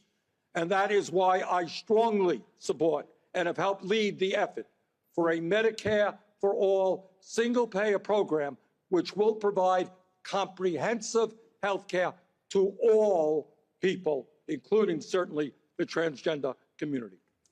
Thank you, Senator Sanders. Senator Warren? The transgender community has been marginalized in every way possible. And one thing that the President of the United States can do is lift up attention, lift up their voices, lift up their lives. Here's a promise I make. I will go to the Rose Garden once every year to read the names of transgender women, of people of color who have been killed in the past year. I will make sure that we read their names so that as a nation, we are forced to address the particular vulnerability on homelessness. I will change the rules now that put people in prison based on their birth sex identification rather than their current identification. I will do everything I can to make sure that we are in America that leaves no one behind. Thank you, Senator Warren. Amna? Vice President Biden, let's turn now to Afghanistan.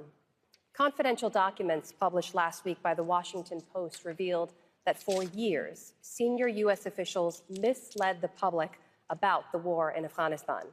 As Vice President, Warren, what did you know? Afghanistan, you said? Yes, sir, Afghanistan. I thought you said something. As Vice President, what did you know about the state of the war, and do you believe that you were honest with the American people about it? The reason I can speak to this, it's well known, if any of you followed it, my view on Afghanistan. I was sent by the president before we got sworn in to Afghanistan to come back with a report. I said there was no comprehensive policy available, and then I got in a big fight for a long time with the Pentagon because I strongly opposed the nation-building notion we set about. Rebuilding that country as a whole nation is beyond our capacity.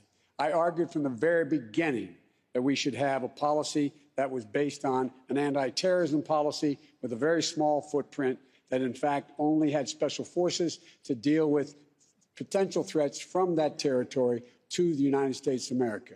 The first thing I would do as President of the United States of America is to make sure that we brought all combat troops home, entered into a negotiation with the Taliban, but I would leave behind special forces in small numbers to be able to deal with the potential threat unless we got a real good negotiation accomplished to deal with terrorism.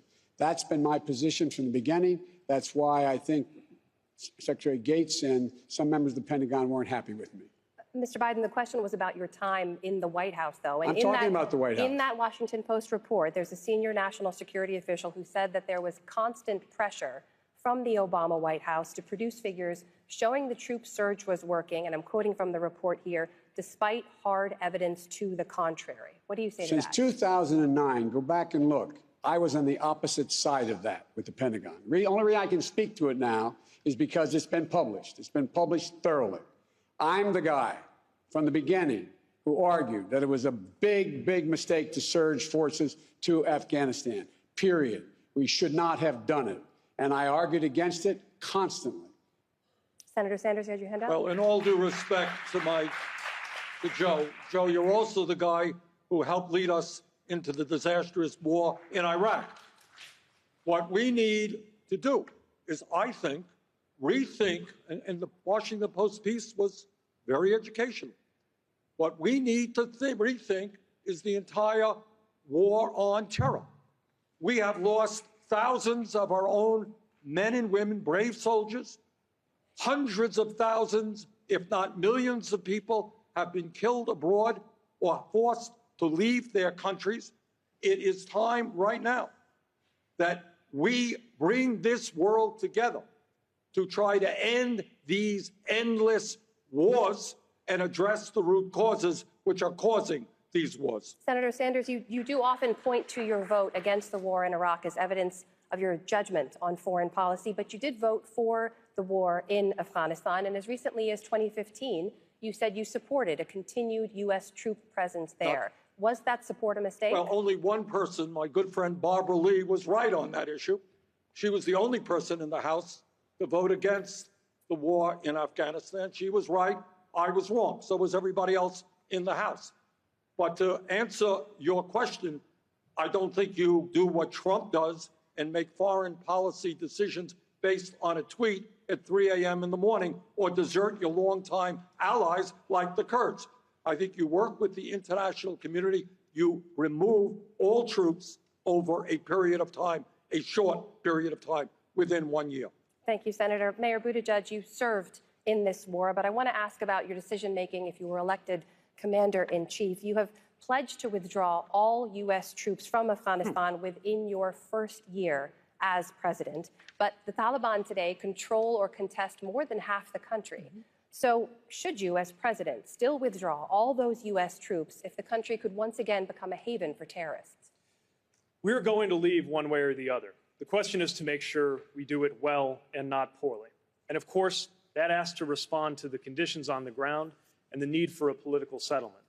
But, The other day, I was reunited with somebody that I'd served with over there. And the thing we were marveling at is how long it's been since we left. I thought I was one of the last troops turning out the lights when I left years ago. And we're still there. There may need to be some kind of limited special operations and intelligence capacity. The exact same kind of thing, by the way, that we actually had in Syria, holding the line before the president yanked it out, leading to the road to chaos. But what we know is that we cannot go on with these endless wars. And I'm glad that the name of Barbara Lee was mentioned, not only because of what she's talked about years ago. I believe that we had no choice but to go to Afghanistan after 9/11. But right now, she is one of the leaders of the effort to repeal and replace the authorization for the use of military force. And the folks that I served with deserve that. They deserve the clarity of members of Congress being able to summon the courage to take an up or down vote on whether they ought to be there in the first place. And when I am president, anytime, if I am forced to deploy troops into war, anytime we seek an authorization, it will have a 3-year sunset.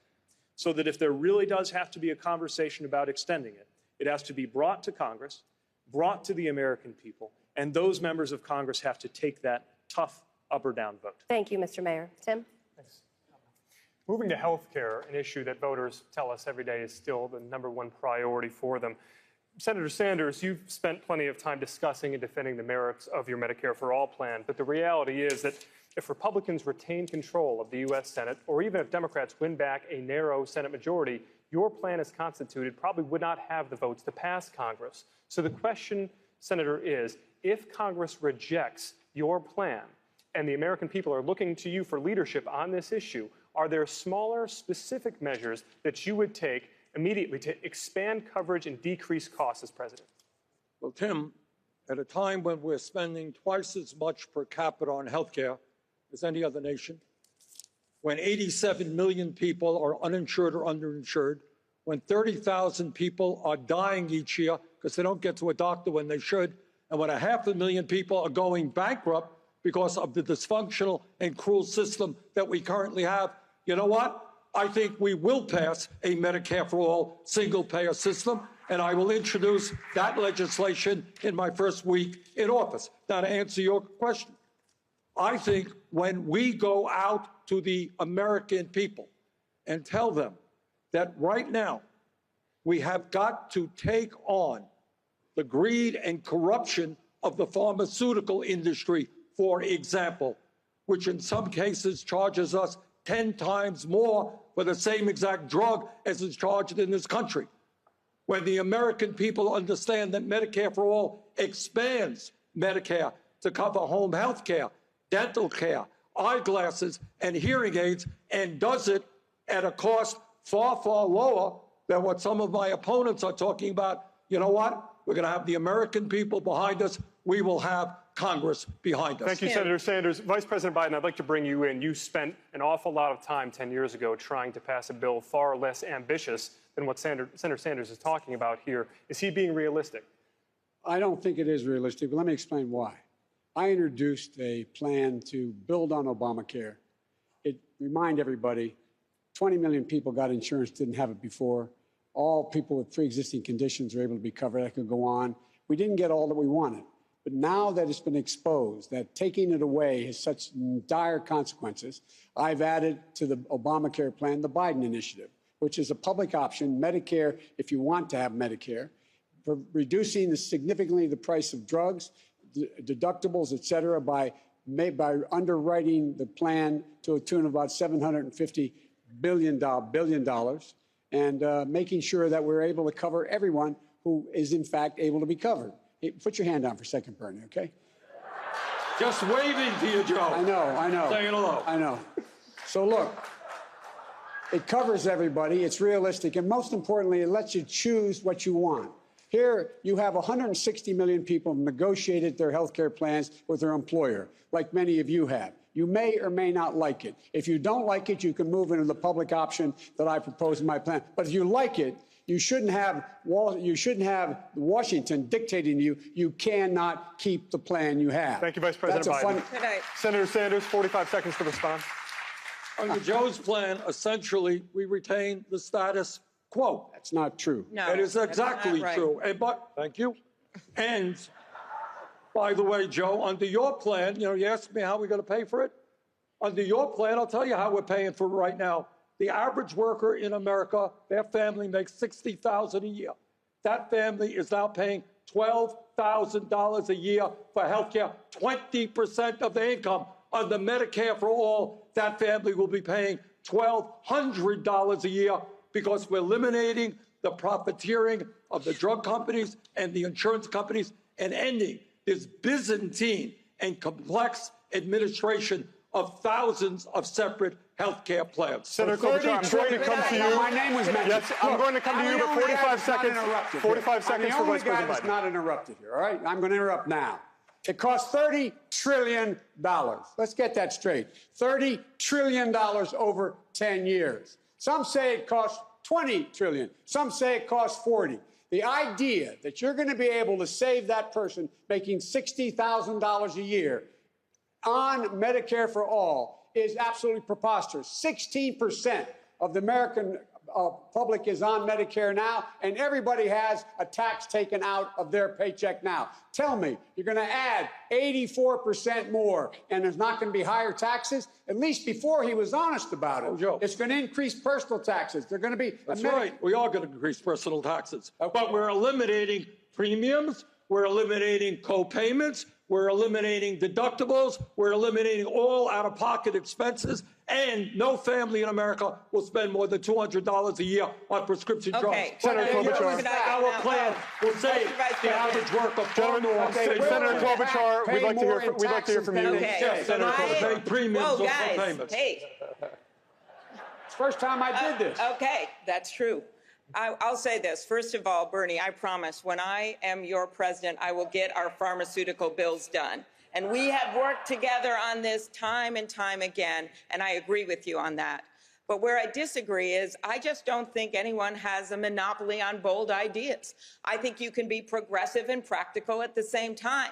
That is why I favor a public option, which is a nonprofit option to bring the cost down. And yes, it does bring the cost down immediately for 13 million people, and then we'll expand coverage to 12 million people. But here's the political problem. This fight that you guys are having isn't real. Your fight, Bernie, is not with me or with Vice President Biden.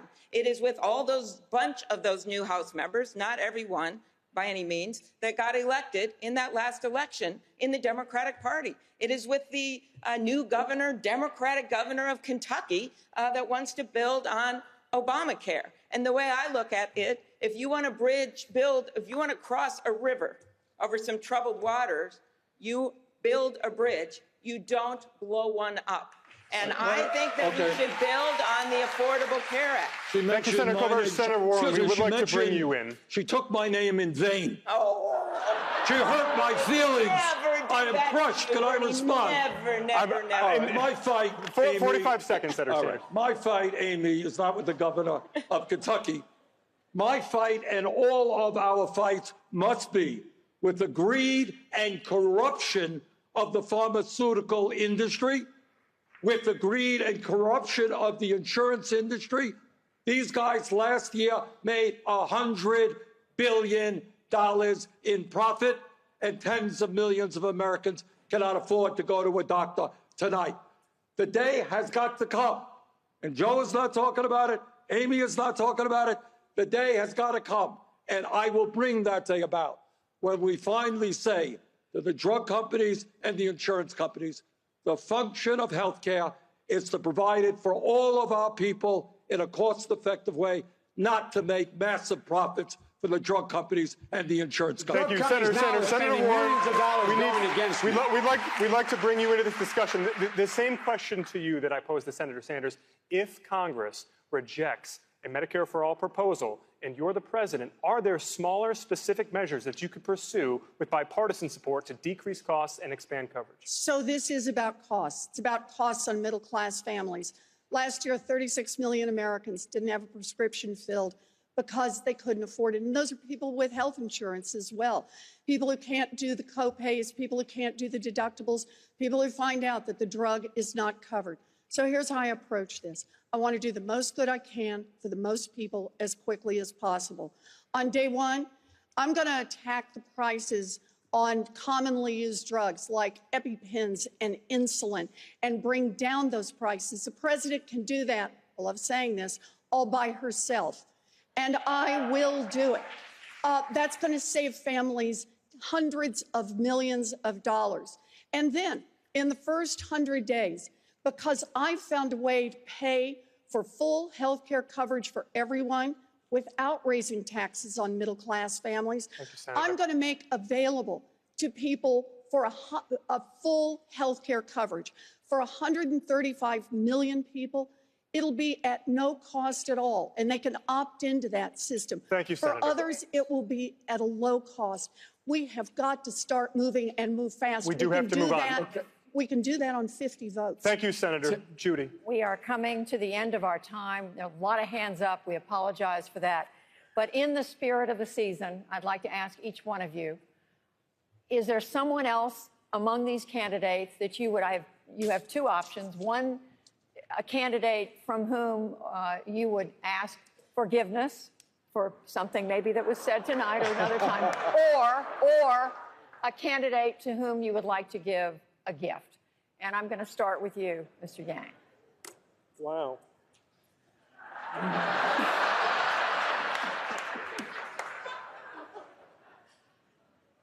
Thank you.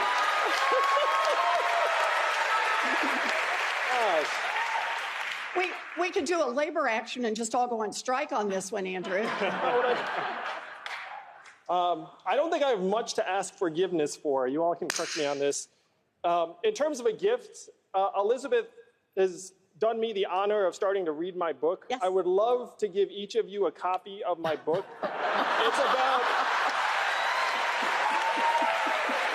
It's about how we're going through the greatest economic transformation in our country's history, the fourth industrial revolution. It is grinding up our communities. And DC is out to lunch on this. Our media organizations are not covering it adequately. I wrote a book on it, and if you like data, this book is for you. This goes for the people at home, too, if you like data and books. Mayor Buttigieg ask forgiveness or give a gift? First of all, I love data and books, so I think we should all be excited about this. And come to think of it, I should probably send my book around more, too. Look, your publisher will thank you. I think all of us want the same thing at the end of the day. We know what a gift it would be to the future and to the country for literally anybody up here to become president of the United States compared to what we've got. And we got to remember, I don't know how many now, we're up to 25 something have run for president in the Democratic Party. The moment we've got a nominee, the 24 who aren't that nominee are going to have to rally around the one who does. Let's make sure there's not too much to ask for forgiveness for by the time that day comes.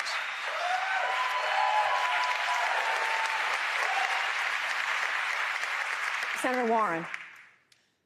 I will ask for forgiveness. I know that sometimes I get really worked up. And sometimes I get a little hot. I don't really mean to. What happens is when you do 100,000 selfies with people,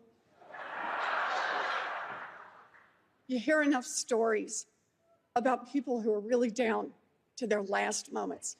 You know, I met someone just last week in Nevada who said that he has diabetes and that he has access to a prescription because he's a veteran. But his sister has diabetes and his daughter has diabetes, and they simply can't afford insulin. So the three of them spend all of their time figuring out how to stretch one insulin prescription among three people.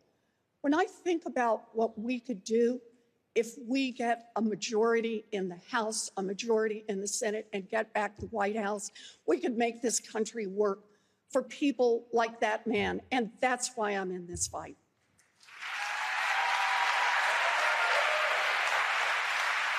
Vice President Biden. I think everyone up here on the stage and those who are not on the stage who've run, we owe them because they're all pushing for the same exact thing. You're not the only one that does selfies, Senator. I've done thousands of them, thousands of them. And the crew that follows me can tell you, there's not one line I go through that I don't have at least a half a dozen people come up and hug me and say, can you help me? I just lost my daughter 10 days ago. Can you help me? Tell me I'm going to be okay. Can you help me? I just lost, and they go and lay out their problems. My wife and I have a call list of somewhere between 20 and 100 people that we call at least every week or every month to tell them I'm here. I give them my private phone number. They keep in touch with me. The little kid who says, I can't talk. What do I do? I have scores of these young women and men who I keep in contact with. And the reason I would give everyone here a gift is they want to do something like I do of making their lives better, because there's a lot of people who are hurting very, very, very badly. Senators. Senator Sanders, forgiveness or a gift? Well, I can give out any one of 4 books that I wrote. But I think the gift that all of us need to give to the American people is a very, very different vision of the reality of the Trump administration. And the vision that we need to bring forth is to create a government and a nation based on love and compassion, not greed and hatred. We need a vision which says that in our great country, all of our people should be able to earn a decent standard of living, have health care, have the ability to send their kids to college regardless of their income. So we need a new vision which brings our people together around an agenda that works for all, not the Trump vision of dividing us up to benefit the billionaire class. That's my vision. Senator Klobuchar. Well, I'd ask for forgiveness anytime any of you get mad at me. I can be blunt, but I am doing this because I think it is so important to pick the right candidate here. I do. I think when you see what's going on around the country, yes, it's the economic check that Elizabeth and Bernie have so well pointed out on this stage. But there's something else going on here, and it is a decency check. It is a values check. It is a patriotism check. When you see people, and we've all had this happen, that come to our meetings and say, you know, yeah, I voted for Donald Trump, but I don't want to do it again because I want my kids to be able to watch the president on TV and not mute the TV. We have to remember as Democrats, and if I get worked up about this, it's because I believe it so much in my heart, that we have to bring people with us and not shut them out. That is the gift we can give America in this election. Mr. Steyer. So, look, this is the holiday season. And what I'm hearing from every single one of these candidates is that they've gone around the United States, and what they've seen from this administration and what they've seen from the Republican Party is cruelty towards the people of the United States for money. So when I think about the gift that I'd like to give, and I've seen that too.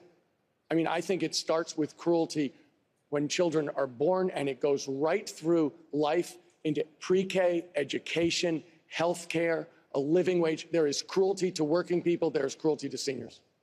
And so the gift that I'd like to give everyone on this stage, which was the original question, is the gift of teamwork. Because the question up here is, how are we together going to change this framework? How are we together going to beat this corrupt and criminal president? How are we going to stand up for the people of the United States together, not by tearing each other down, but by supporting each other and by realizing that what we stand for is the true value of America. And as a team, that's how we're going to do it. And as Americans, we're going to come together to stand up for the original values: freedom, equality, justice, teamwork.